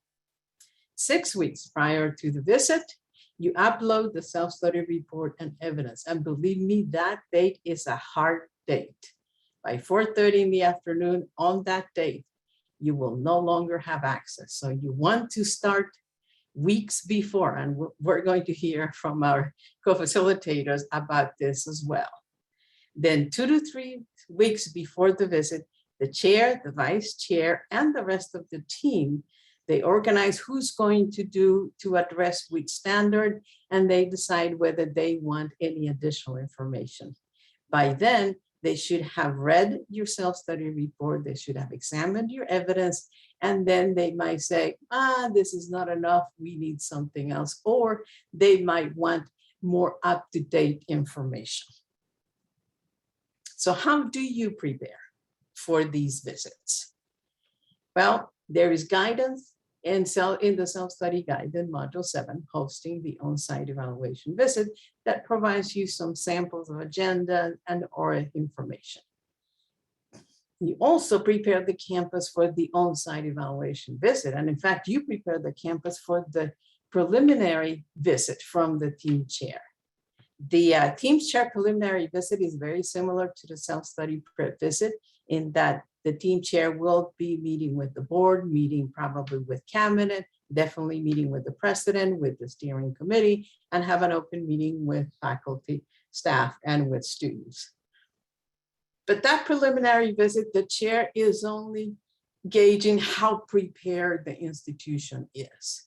For the actual evaluation visit, you should prepare your campus, and you should have written all of that in your communication plan in your self-study design. You should arrange, as I said, for the team to visit additional locations.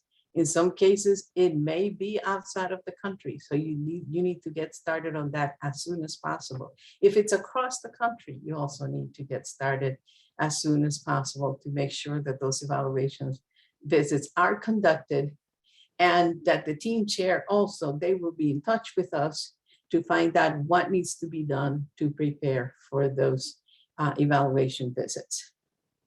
And an important piece of this, you should prepare the board for both the team chair's preliminary visit and for the on-site or for the evaluation visit. How do you prepare the board? The board should have read the self-study report. You should have provided periodic updates to the board on how things are going, but it is particularly important that you prepare the board with respect to standard 1, standard 6, and standard 7. They may get questions about all of the standards. So I'm not saying that only for those 3, but particularly standard 7 refers to the characteristics and role and responsibilities of the board. And so they have already heard from Vice President Liaison about standard 7. They should have heard from the team chair about standard 7, and they will then should be prepared to answer any questions about their role and the assessment of their own effectiveness in standard 7. So now let's see, how do we manage an effective team visit? There are many, many logistical elements that you need to address, and these are just a few. If it's on site, you need to arrange travel for the team. One very important thing is if you're going to host a team on site, and that may happen maybe not on that 22, but definitely in 23, hopefully, you need to make sure that those travel arrangements are done directly through the institution. I mean, the team member develops all of the travel arrangements, but then all of that information needs to be sent to the institution, and it's important for you as an institution to keep all of that information in one place. An important thing to remember is you do not reimburse the team members directly. The team members are going to be reimbursed for travel, for parking, for any other arrangements by the commission. And then the commission will reimburse them, and the commission will bill you. And if you want, we can provide an itemized bill of everything that was included. So if for any reason the team chair, for example, after the preliminary visit, sends you the receipts, that is not appropriate. Those receipts should come to our finance office because all of that reimbursement is done directly from our office. Lodging arrangements, if it's on site, you should have a hotel that is assigned for the team. You should have appropriate one room for each person. You should find out if there are any dietary restrictions that the team members have and arrange for those meals. You should arrange for meeting rooms on campus, and if it's virtual, you should arrange how the meetings are going to happen. You should arrange all appointment schedules, and you will hear from our co-facilitators about all the different things that they have done.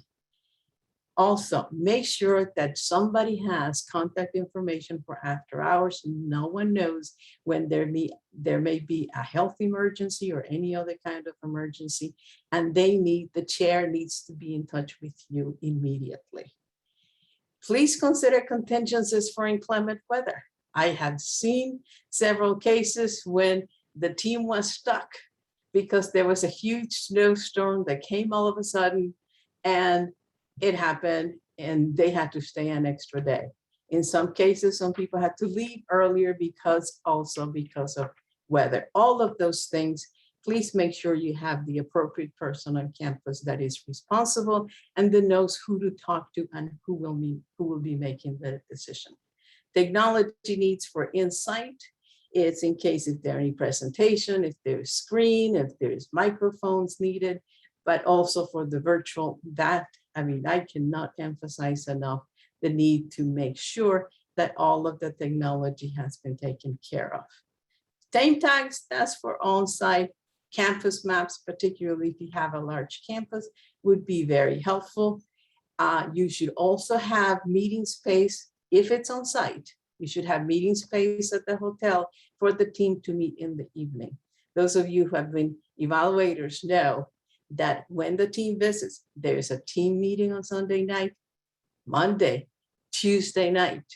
There's usually long meetings, so this should be a very comfortable place for the team to meet. And please remember that some of the team members may need other accommodations, and so you should be able to provide any reasonable accommodations for the team. Let me move on to our dear friends and ask, I believe Dick from Trocaire College is going to start with talking about on-site evaluation visits. Thank you, Edna. Our site visit was actually before COVID hit. So fortunately for us, we didn't have that as an issue. But I think all of you who've lived through COVID understand the flexibility that we all need to adopt or have adopted over these past couple of years. And I think flexibility is probably the catchphrase for hosting an on-site visit. In my notes, I remember that we were assigned a particular college president as our on-site chair of our visit, and she came and visited us for the preliminary, but then something came up and she couldn't come for the site visit.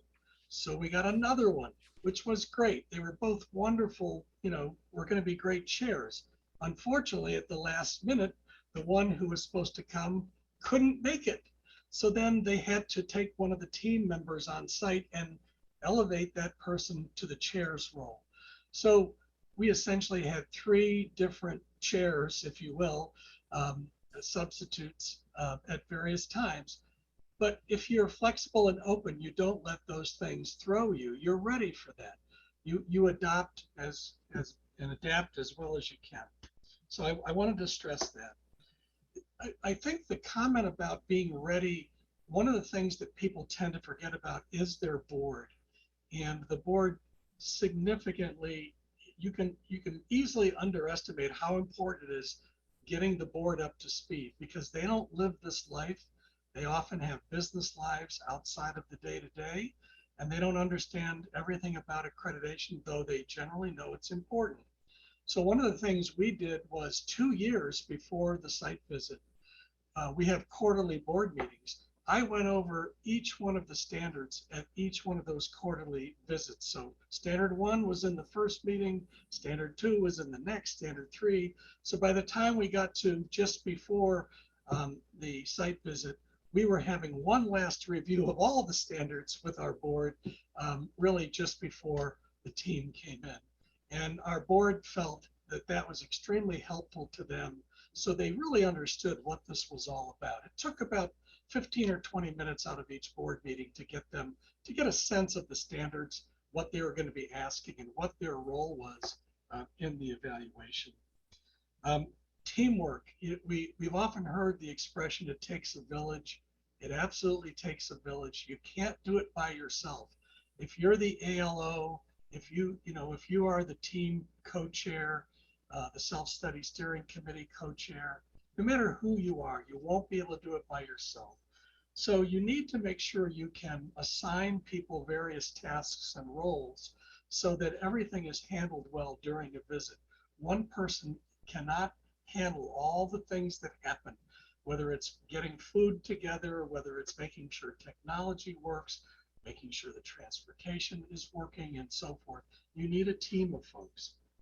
You'll see, I know there's a sample schedule in the packet, and in that schedule, on our schedule, we made sure to include the contact information for everyone involved in our self-study. So if anyone needed to reach out to our people, they knew exactly, from the president to the vice president of academic affairs, to the person handling transportation, to the person handling accommodations, if there were any, for food issues, for shuttle issues.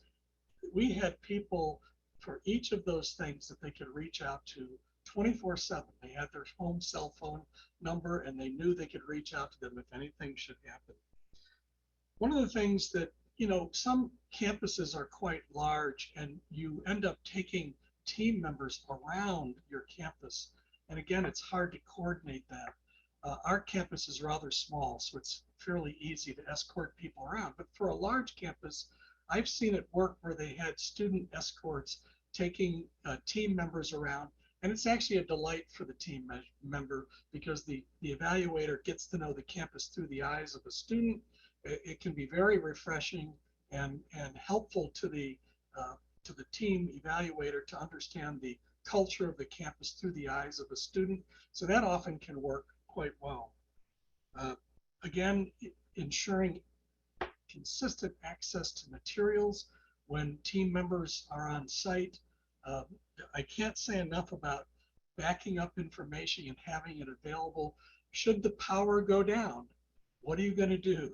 Making sure you have access to materials in every form imaginable. So should someone not be able to make a connection either to the evidence inventory or to notes that they were taking or whatever it happened to be. It's important to have, a plan for your backup. There's one area that I have to call out, and that is transportation. I've been on several site visits where transportation arrangements were maybe the last thing on everyone's mind. And all of a sudden you had this tiny little van with, 8 people in it or 7 people in it. You could barely squeeze in. And the team wants to be comfortable. I am certainly not saying you have to get everybody a stretch limo, but I am saying you want to make sure that the team's comfort is considered. And if you have people with, who perhaps have issues with mobility on the team, you don't want them having to go up 3 steps to get into the shuttle or whatever it happens to be. So think about, again, being a good host. What do you plan for in advance? Thinking about how you can host someone who might have issues like that. I think the other piece, and I think that's the next slide, which is the slide about a budget, because frankly, having a budget actually well in advance helps you plan for things. So in our particular case, I'm sharing, this is our actual budget worksheet. And this was a fluid document, but we needed to start out with it almost a year and a half in advance to think about all the things we are going to need to plan for during an on-site visit. And we took into account things like the fees we needed to send to middle states. And I haven't checked to see if the fees structure have changed since the time when we did our, so don't take the fee structure as literal, but just know you should have a place in your spreadsheet for a fee structure. And when we had the preliminary visit by the team chair, we had to take care of lodging and travel. So we made sure we had enough funds for a flight, hotels, meals, and so forth. A lot of these were ballpark figures, but in my view, you should always have a little bit extra in case things arise. You can always put money back into the general fund, but it's hard to get it out of the general fund if it's not in your budget already. And then throughout the visit itself, there are certain things that are required that you provide. You will be billed for a stipend for the team chair. There are stipends for team members. You always have an idea of some hospitality items for team members. I'll talk about that in a minute. Obviously, if your folks are flying in, you will need to plan for the flight costs. If they're driving in, you'll consider what those costs would be. You have a per diem for food that's an estimate. You have your lodging. And you'll notice that in my spreadsheet, and I do like to use an Excel spreadsheet because you can make changes very easily. If you're thinking, oh, the team might have 7 people, you can just adjust the number in the spreadsheet and it automatically updates your budget figure. We used 8 as a target because we didn't know at the time we developed the budget exactly how many people would be on site. There ended up being several fewer than that, but then we had enough budget to cover things, so we were not unhappy with that, having that in place. Edna mentioned the conference room at the hotel. So about maybe 8 to 9 lines down, you'll see conference room. That's at the hotel, to make sure the hotel has already provided us with access to a conference room. And it's important that that conference room be kept locked and that there is security so that no one is coming in and out of that room except known individuals and the team members. Again, for transportation, we did have a service, a shuttle service that came and picked people up. They brought them from the hotel to our campus and back. And then if they needed to go to a restaurant for dinner, if that was part of the plan, then they also were available pretty much the entire time the team was on, was really on the ground. Other incidental expenses, it's useful to have money set aside in case things come up. And then one of the things that's quite typical is to have some kind of a social meeting the night before your team comes on campus. This does not have to be on campus. It can be off campus. It can be on campus. But it's traditional to have a dinner of some sort where you make sure that the site visitors have an opportunity to meet other members, either of the steering committee, of the president's council, perhaps members of the board, perhaps students, certainly faculty. But we understand, and I understand, that you have to be cautious about this. Your school may be such that it doesn't have a budget to host 200 people at a large event. So you can be judicious about choosing who shows up to your meeting. And as a chair of other site visits, I can tell you I've been to meetings where there were only 6 people in the room, and I've been to events where there were probably 150 in the room. And I think it depends on the size and nature of your institution and what you're hoping to accomplish. The important thing is that when you're planning those types of things, the idea is to get the team members out to visit with people and meet people. So for example, you would never seat, if there are several tables, don't seat all the Middle States people at one table. You're much better off seating them with, maybe this particular person wants to sit with the student affairs person. This person wants to sit with academic affairs. This person wants to sit with the CFO or with other members.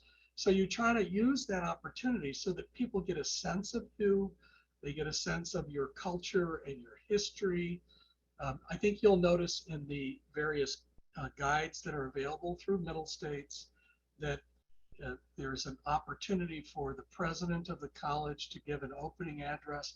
And then oftentimes the chair of the site visit will also give an opening address to acknowledge the work, acknowledge the people, and then talk about sort of what's going to happen in a very brief statement.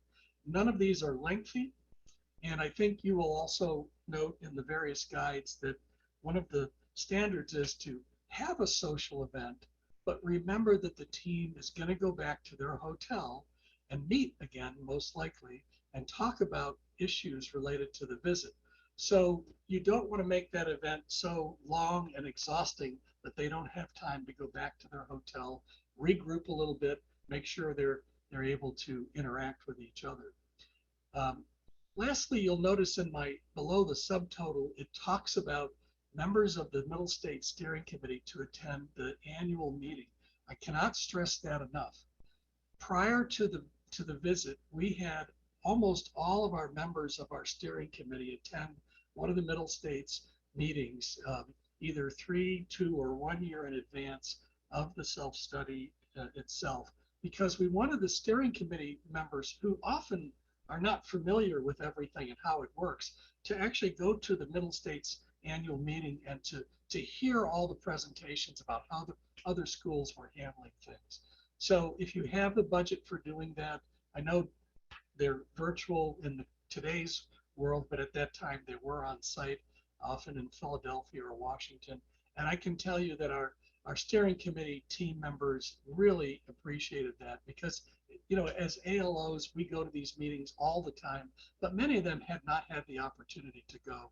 We made sure we had a budget for them to go to that. Lastly, I'll mention we did have a budget for external publication. We wanted to make sure that our community of interest, which is often in Buffalo, which is where I'm located, a fairly small community, we wanted to make sure everybody knew that there was going to be a visit and that anybody from the community had the opportunity to weigh in if they needed to.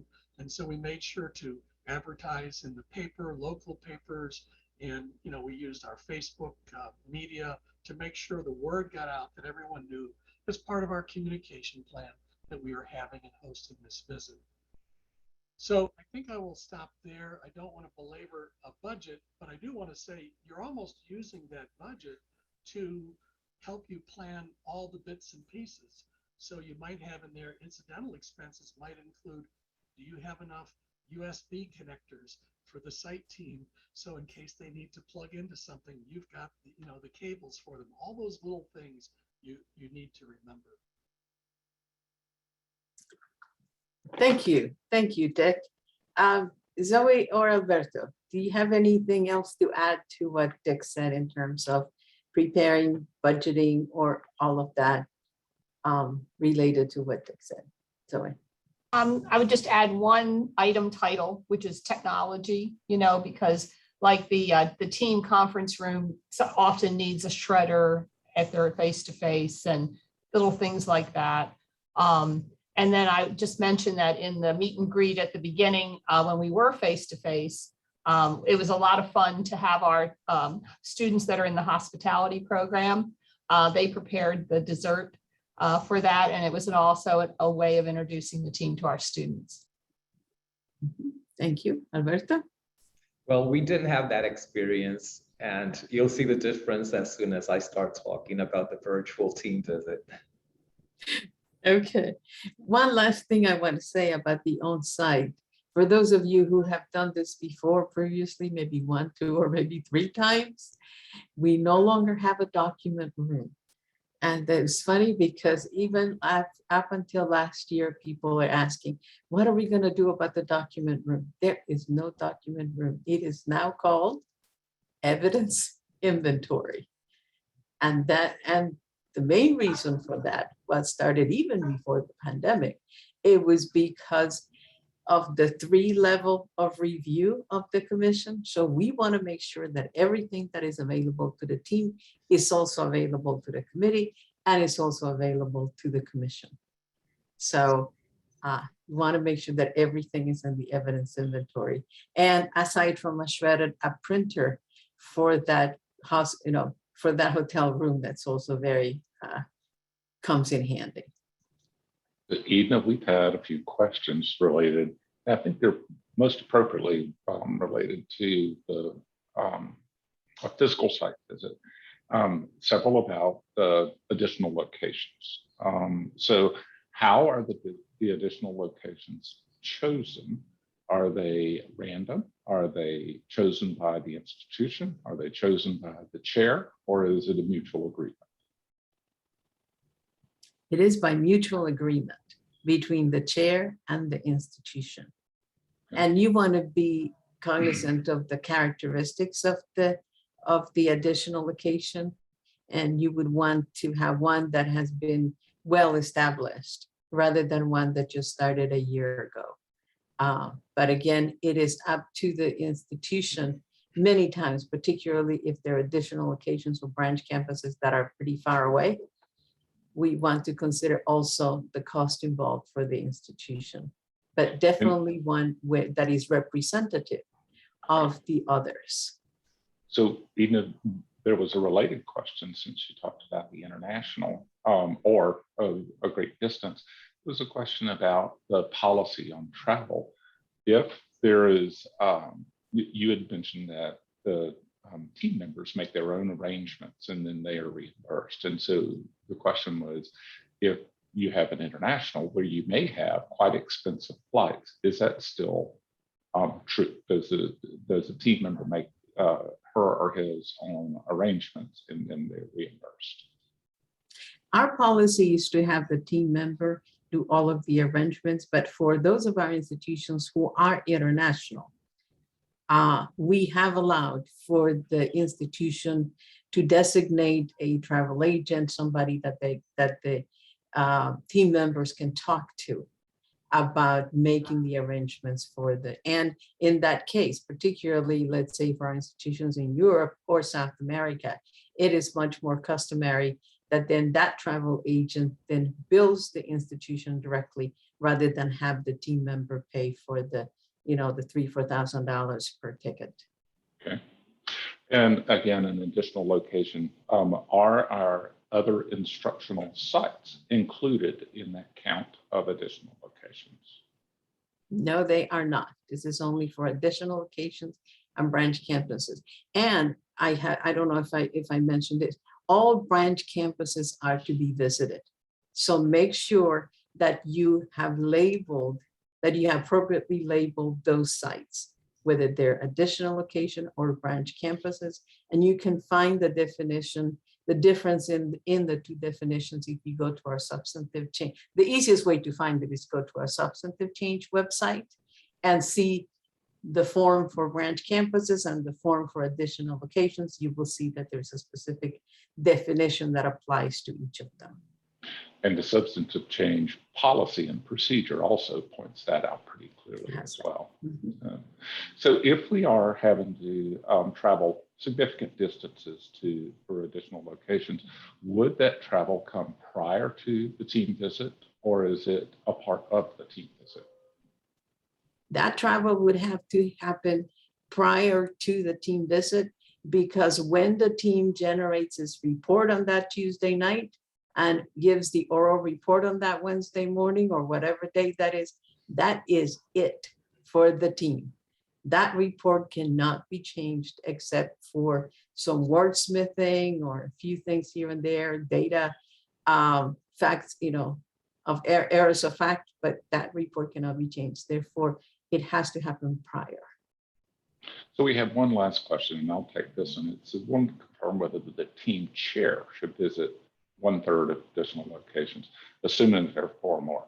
It is a team member. Many times the chair does that, but it may be another team member who would make that visit on behalf of the team. So the others, I think, will leave for just a bit. And once we hear from Alberto on the virtual visits, I think some of the questions that are in the queue at the moment are related to virtual versus face-to-face. Okay, so I'm going to let Alberto take the bulk of this, but what I'm going to do is going to start by telling you that when all the visits went virtual, Middle States worked very hard, the staff worked very hard in trying to put together as much guidance as possible on how these visits could happen. On our website, we have that coronavirus page where we had all the information related to the waivers for this and said and all of that, but we also included several tip sheets, and 2 of them you will see on the screen that are most relevant for you. The tips for institutions on virtual site visits and tips for preparing the visit agenda. I cannot stress enough the importance of having a very good agenda way ahead of time for the virtual site visit. We also have tip sheets for the evaluators, and we have a tip sheet for participants in self-study that you can then use and adjust, adapt, revise for your particular institution if you have to conduct a virtual visit. And with all else, if there are any other questions, you should always contact your VP liaison for information, because these tip sheets were created last year. We have reviewed them this year. We find that they're still relevant, but there is always new information and new best practices that we're learning about. And so the best way to know the most up-to-date information is to talk to your VP liaison. Dr. Lopez. Oh, hi. Well, going through the virtual visit was a new experience for us, and of course for all the colleges that are going through that process maybe in March. I can't stress enough that you need to have a robust I-team group of personnel. They have to be by your side. We can't depend on technology because there are power outages, or the system may fail, or you just can't connect to the site in which you're going to be having the interview. So in order for you to eliminate those stress factors, you just need that personnel right by your side. So we had to prepare several months before the visit, because you all know that you have to do videos demonstrating all your facilities, each floor, each classroom, faculty rooms, student classrooms, library, and that takes a lot of time because you have to upload all those videos also to the page. And if you're a multi-campus institution like we do, and we have 5 campuses, that is a lot of work. So you don't want to, get just all the film and upload it. You have to edit that also. And in our case, we would have someone describing each facility, the most important areas, but still it was a lot of work. So then going into the part of the social gathering, we couldn't have that. Of course, we had a virtual social gathering. And what we did was that we sent out a box of goodies to our evaluators, and we were sure that they would receive it like the day before our first meeting. So that would be an icebreaker, because we didn't have the opportunity of socializing face to face. So then we had to work a real nice schedule with our team chair. And at the same time, you need a script for the IT personnel. You want to have several rooms that are equipped with the best technology, in which you can have your students, your faculty, your administrators, in our case, same rooms in all 5 campuses, because you want everyone to participate. And the magic point is that they have to be connected at the same time, the same link. So what we did was that 10 minutes, 15 minutes before each meeting, we would have people come into different rooms so that they would be able to connect. But besides that, we had people from their homes who had also to be connected. So the important thing is that those links were very clear. The instructions were easy for them to access. And that was the only way that we could, have great interviews. Everyone was on time. And if you're bringing people in to your campuses, be sure to give them food. That is something that usually helps, especially for students. Have them pizza, burgers, or whatever, and they will come and they will sit and they will have the interviews. The thing is that also, it was kind of complicated having several team members having interviews at the same time. Just like when it's on site, they would also have concurring interviews. So we had to have all these people, from one room to the other, but it was in an organized manner so that no one were overlapping. The only curious situation was that we had a team member from Chile. So he had to connect like at 2 or 3 o'clock in the morning for him, while we were here in Puerto Rico at 10 o'clock in the morning. So there are sample schedules so that you can see them and we can share. And if you have any questions, so that you could see that we had that welcoming event. We began at 3 o'clock at the afternoon. So usually people on site, they would go out like at 6 o'clock, they have dinner and stuff like that. So it was an afternoon in Puerto Rico. And you can see everything is detailed to the point. What would be the activity, the time, of course, the participants and the evaluating members per standard.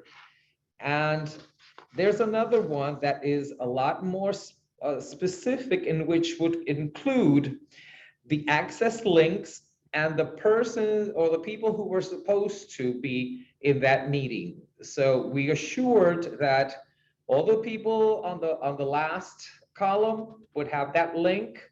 And of course, the participants or the interviewers, they had the link, so nothing would collapse, nothing would overlap. And it was a great visit, something that we didn't expect, because like I said, counting on technology is stressful enough. I'd like to add one more thing. We have at least 15 or so institutions in this group that are in Puerto Rico.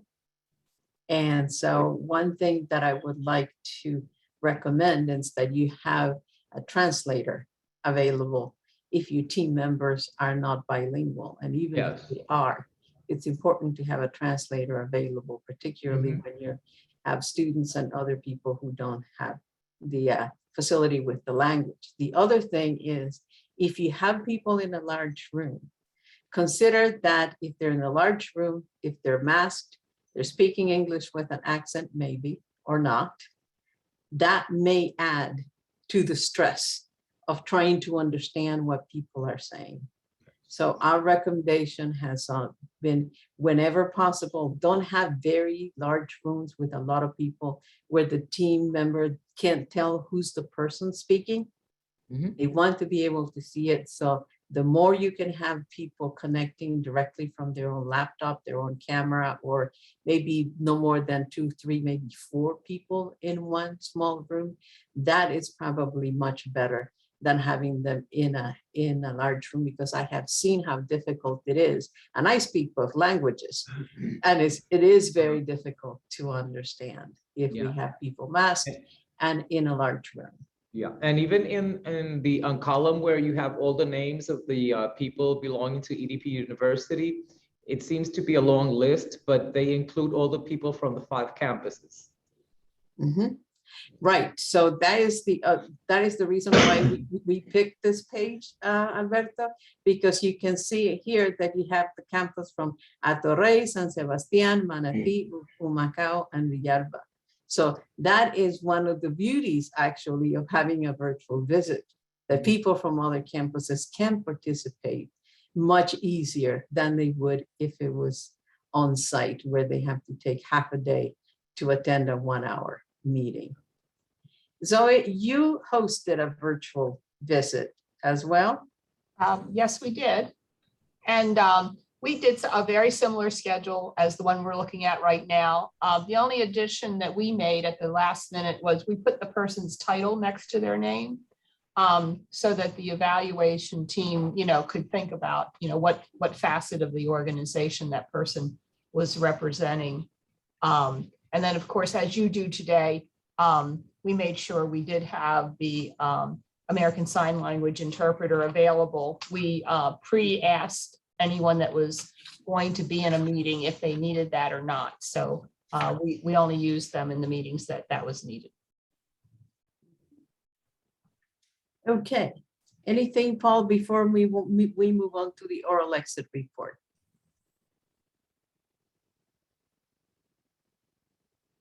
Yes, Edna, there are a number of questions about when the decision may be made about whether visits, particularly in spring 2022, whether they will be made in person or virtually. A number of concerns about, wanting to be sure they could secure hotel space, those types of things. Now, I've got an answer on that one, but I'll happily defer to you if you'd like. Well, let me just say, the executive committee of the commission meets every month. And I can assure you that this is going to be on their agenda for the October. We don't know whether they will make the decision then, but we know that it has been on the agenda before, and it will be on the agenda for this October visit, October meeting, which will be in about 2 weeks. And as Edna said, there has been continual attention paid to this. The situation has simply been so fluid that the executive committee could not make such a decision and be confident in protecting the health and safety of both the hosting campus and the visiting team. But it will be as expeditious as possible. They are very aware of the pressure that puts on the hosting teams to be kind of up in the air. That's why we included both Dick and Alberto here, so that you can have, you can prepare for both contingencies. Okay. So let's talk about, now the team has been there. It's there, and they are submitting their oral exit report. There are a couple things that need to be shared here. One, I think I mentioned before, once the team is done, that report is done. So everything that is mentioned in the oral report will be written in the team report. Not the whole team report will be read, but all the critical findings of the team will be reported.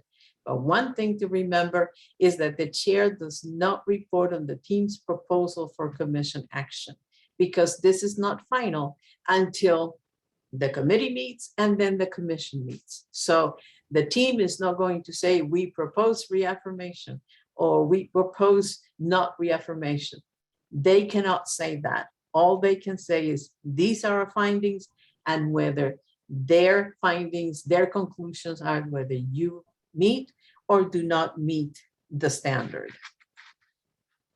Also, on the oral exit report, it depends on when the visit happens, also when the commission meeting is going to discuss your particular report. Therefore, if you remember in our feedback to you for the self-study design, we reminded you that any visits after April 15th or before April 15th will be discussed at the June meeting of the commission. Any visits after April 15th will be discussed at the December meeting or November meeting, depending on when the meeting is for the commission.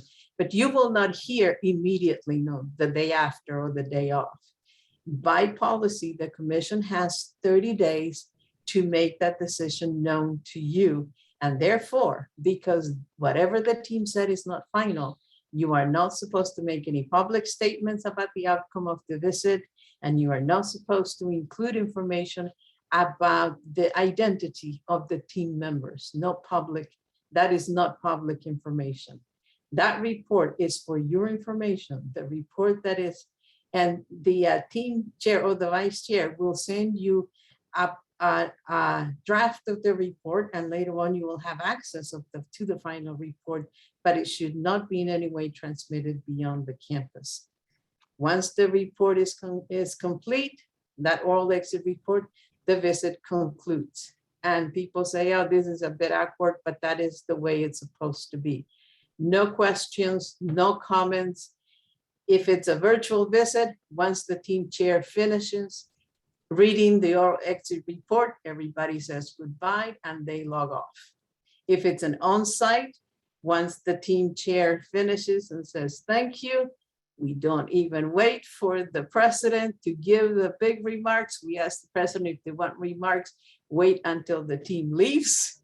And so the team files out of the room saying thank you, goodbye, and we normally recommend that they stay and the president talk to them, that just let the team leave without any questions or any answer or comments from the audience.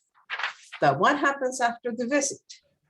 After the visit, there are very important deadlines that you must meet. And you have seen these before, so I'm going to go through these very quickly, and you also will find them on the self-study guide. So within 5 calendar days of the visit conclusion, the commission notifies the chair, these are the due dates, and the due dates is copied to you and copied to the team chair with a list of the due dates for everything you need to do. Within 14 calendar days, the chair sends the draft to you for correction of factual errors. What we mean by factual errors is if they made a mistake on somebody's title, if they said, for example, on the report that you have a debt of 10 million and it's actually 1 million, you know, things like that. Very specific errors of fact, not about the conclusions of the team. And please do not spend the time wordsmithing the report for the team. That is not time well spent for you. The vice chair will be doing the refining of along with the team chair, the refining of the report. Within 5 calendar days of the receipt of the draft, you are supposed to send the corrected draft. All of this is happening on email. There is no uploading at this moment yet. Then within 5 calendar days of receipt of the corrected draft, the chair will upload, or the vice chair could be now, final report to the commission's portal. And so then we don't send you a notification. You should remember what the deadlines are, because you have that letter from our staff. And so check the portal, download the team report, And then you are to prepare a formal institutional response that then you upload directly to the commission portal within 7 days. And then within 5 calendar days of that, the team chair uploads a confidential brief. You do not have access to the confidential brief. It is only for the use of the commission. Something that we had not done before, but actually we started doing a couple years ago, is giving a little more information on what this institutional response looks like. This is a formal response, and I put in bright yellow here. Take advantage of this opportunity. This is a due process mechanism for you to tell your side to respond to the team's finding. It is not by correcting the team report. This is by you preparing an official response. It should be brief, it should be forthright. If you are reacting to what the team is saying, you are not to provide additional information that was not available to the team. But of course, in the institutional response, you should definitely thank the team for the work, for the time and the work they did for you. The institutional response should be a letter. The letter is on your letterhead. It should be a PDF document addressed to the president of Middle States Commission of Higher Education. It must be uploaded to the portal. Don't email it to the chair. Don't email it to the VP liaison. Like I said, within 7 calendar days, the letter is typically between 1 and 5 pages in length. But if you really must, particularly if the team has found you out of compliance, you may have up to 25 pages. What you cannot have is you cannot provide additional evidence. It is only narrative. And if you disagree with the team findings, please present your views as honestly and clearly, as openly as possible. So here's how you might do it. If you're found in compliance, everything is good. The letter is probably 1 page, less than 1 page, and you say, thank you for the team. Thank you for all the work. Acknowledge the team report. And of course, I hope you will agree with it because they said you're in compliance. What if you are in compliance? There's the second option is, yes, you're in compliance, but they have added recommendations, very specific recommendations based on the standardized recommendations that we ask the team to use. You acknowledge the team's work and you address each of the recommendations by standard. So while this is a letter, our recommendation is make it look more like a report, use subheadings. You know, for standard 2, there was this recommendation, and what you want to say is you agree with the recommendation, we're going to do something about it. You disagree with the recommendation, then you have to provide an argument of why you disagree.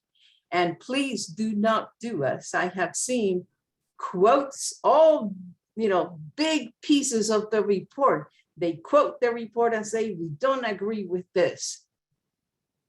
The commission already has a copy of the report.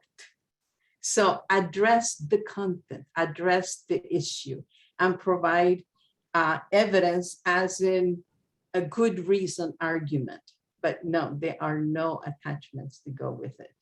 You may point to a different interpretation of the evidence, or maybe a recent development. And another way you can do it is you acknowledge a recommendation and say, we have already started to do something about this. Because sometimes we have seen that within days, the institutions start doing something about those recommendations. And of course, that looks good. What if you find in non-compliance? You still acknowledge the team's work, then you address each of the requirements. You may agree with the requirement. It may be the case that you agree with the requirement, but you disagree, you do the same thing. You may point to different interpretation of the evidence. You may point to different ways of addressing, and you make your case why you think you're in compliance. But again, you can also agree that yes, we're not in compliance. This is what we've already started to do about this. So that's it on the institutional response. And we want to end our presentation. Oh, that's right. We're going to do questions now. Yeah, we've had some questions come in. regarding the institutional response. The question is, who writes the institutional response? Good question. The institutional response should be, and I've seen cases not, but it's very rare, should be signed by the president or the CEO of the institution. That is the person that's authorized to provide an institutional response. But does he or she write it? Not necessarily. And one thing that I have recommended, at least to my institution, I know other VPs do the same, that they recommend that they include under the responsibilities of the chair and the co-chair of the steering committee, that they assist the president, the ALO, in writing the recommendation, the institutional response. The president does not have all of the details, but you have a couple of weeks to pull it together from the time you receive your oral exit report to the time that you have to submit it. Use the time wisely. Don't wait until you get the final copy of the report. You already know what the report's going to say, and the team's not going to change the report between then and now. So be very careful. And I think we should ask also our colleagues about their responses.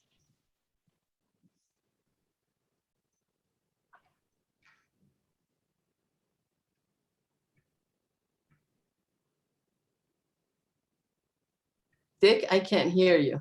I'm sorry. That's better. We met all the standards. So our response was, thank you for your time. We appreciate your good work, and we'll see you in 8 or 9 years. That was our situation also. It was just, brief paragraph giving thanks and wishing well. Same here. But I would say that, we always tell our co-chairs and, if somebody like me, the ALO, that, they should be available in case there were anything that we needed to talk about. Right. As you probably heard, our colleagues we chose, they all got reaffirmed. They're our best example. So, and I'm sorry, I can't tell you who else. I can't refer you to somebody else other than talk to your VP liaison if you have questions about the institutional response. So even one of our very astute audience members suggested that I remind folks that during a virtual visit and even a face-to-face visit, no recordings are allowed. Folks have become accustomed to recording Teams or Zooms meeting. Those are not allowed. And nor is any recording or any media allowed at the exit report. So that should not be a time where you bring in your local news station. This is for the campus community only. No more questions? So there is one question about if the site visit is virtual, may the additional location visits be combined with the main campus, or does it need to be done separately? Remember that visit to your campus is very complex and they have a lot of people to meet. You don't want to distract them away from that. And when we select the team members, the team chair, when he or she has that meeting with the team, they will talk to the team and ask for volunteers. So the team member who will do it understands that this is an extra duty that they're agreeing to do.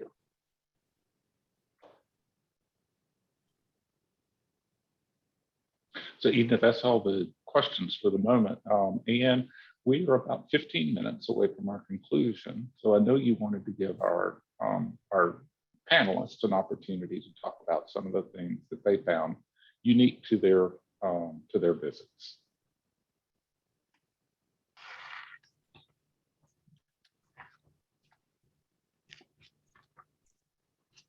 I think I mentioned mine, which was just that we had 3 different chairs during the course of the preliminary visit to the actual visit. Through no fault of anyone's, it just turned out that way. And I think for us, we we were able to actually learn about the approaches that 3 different people took, because we got feedback along the way from the preliminary chair, and then from the chair that was assigned, who then had to quickly read our self-study and give us feedback, and then the person who actually came on site, who was someone different. And we actually benefited from having 3 eyes on our document rather than just 1. So we took that, challenge of having 3 different people and tried to make it into a strength for our institution. So in my case, the uniqueness of our visit, that we had no previous experience with a virtual visit. It was all new to us. Handling all the IT technology issues were a little bit stressful, but we came out great. Mhm. Let's see. During our virtual visit, one of the team members had a personal emergency. And so you always have to have that capability to pivot a little bit. So we kind of reorganized what they were going to do to another team member. And so we had all the technology pieces. We had to go to plan B with that. Let's see. We also had to provide a safe meeting for the team. Usually the team has its own room, right? Or a place on your campus they can go to talk amongst themselves. But in a virtual environment, that has to be secure, so that even like the ALO or the head of IT doesn't have access, right? Doesn't have access to the room. So that took a little conversation about how do you really do that and provide that service to the team. We also had a host for every meeting because it was virtual. So we had like a technology host that, that really wasn't there to talk about content, but just to be sure the meeting happened. So anyway, just some other ideas. So I'm glad you mentioned this about the room. We are recommending that the team chairs, if they have the capability, that they set up their own meeting room. So it's not in any way accessible to anybody to the host campus. But sometimes we do have team chairs who are retired that don't have that capability. And in that case, they may be asking you to provide that. You just want to be careful, make them host and then leave the room. And make sure that whoever is the host of any meetings knows to give the team and the people in the room a heads up that, the time's almost up and we have to go. When it's on site, when somebody opens the door that it's almost time to go. But when it's virtually, it's important to be able to have somebody that is checking the time. There was a question in the chat, not in the Q&A, that I want to mention because I don't have it included on my timeline, but it's an important piece. And the question is, I understood from a webinar last week that we should not upload the additional documents asked for until the end of the process, when the team would tell us which documents were necessary. Paul, you want to address that one?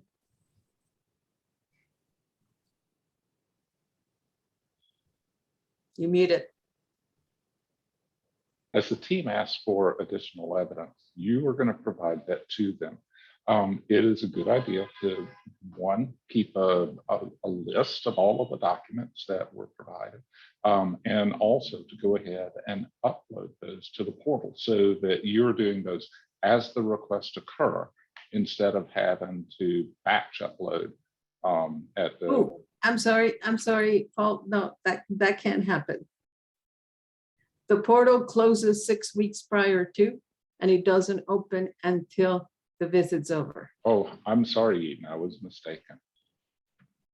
Yes, so the portal opens when the visit's over, and you have, I believe, 7 days from that moment to upload any and all additional documents. But what Paul said is correct. You should keep a tally of everything that was asked by the team and everything that you provided. However, not everything that you provided to the team is going to be used in the deliberation of the, in the discussion of the team, which is why we wait for the team chair to provide a list to the institution of which were the relevant documents that were used in the deliberation of the team. So that way you are not uploading, because you could have provided things that were not helpful at all to the team. And I have seen that.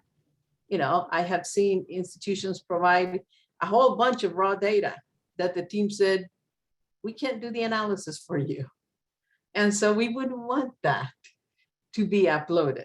So what we want is for the team to tell you which of those documents, of the few or many, that you will provide. Dick, I saw you nodding.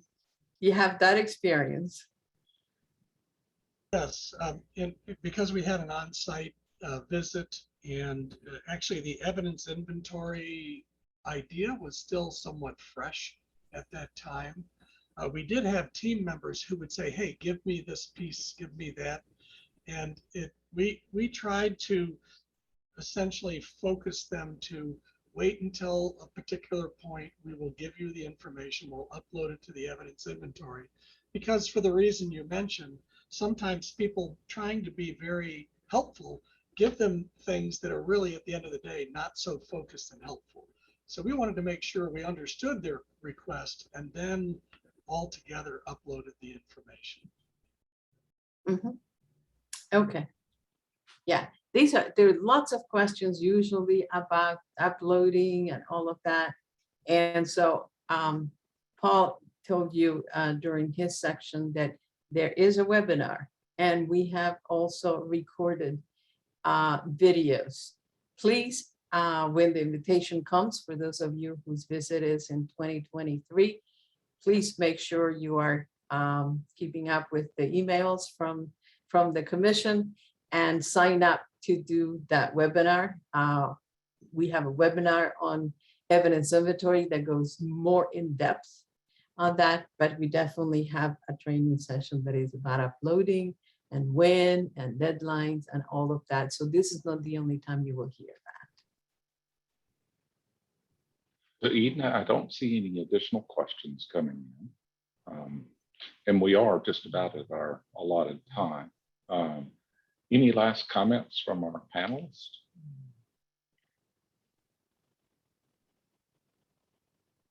Well, in my case, thank you for the opportunity. I am here in Puerto Rico for any other institutions in Puerto Rico who would like to, any information or tips on how to do their virtual visits. I'm available, and just keep it simple.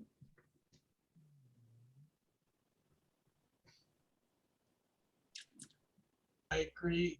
I think what you've heard from our colleagues, make it very easy for the site visit team, whether virtual or on-site, make it very easy for them to understand your institution. I concur, and I'm happy to entertain email from people if they need a little extra tips. Thank you. Thank you all. I do see a couple of questions here on the Q&A, and I want to answer this one that your VP liaison said the page limit was extended to 116 pages because of pandemic related responses. That is correct. The standard is 100 pages, but we're not allowing an additional actually 15 pages for you to address, because there will be much more information related to the pandemic. And the question about the best way to demonstrate compliance with the policies and procedures, I'm afraid that this is more of a when you're not complying is when they're going to find out, rather than you saying we comply with this policy. There are too many policies, and it's more often that something that the team sees that is not quite what they expect to see. They check if there's a policy about it, and then they let you know. And if there is no compliance with the policy or procedure, then you definitely want to talk to your VP liaison as to how to make sure you do what you need to do to get that done as soon as possible, if it is possible to do it quickly. If not, that is going to be part of the actual report. So that is it on my end. And Paul, you started, I'm going to let you finish, but I Okay, just want to well, we say are thank seeing, you. yes, we are seeing a number of our participants who are adding into the chat their appreciation for the information that our panelists have provided. That it was very useful to them. It's very practical as always. We love having that peer-to-peer as opposed to the staff to our constituents. I want to thank Dick, Zoe, Alberto. You've done a beautiful job as always.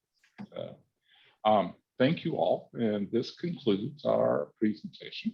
And we appreciate your attendance, and we hope that you will be with us for some of our future events.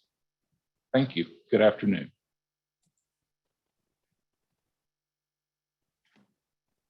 Thank you.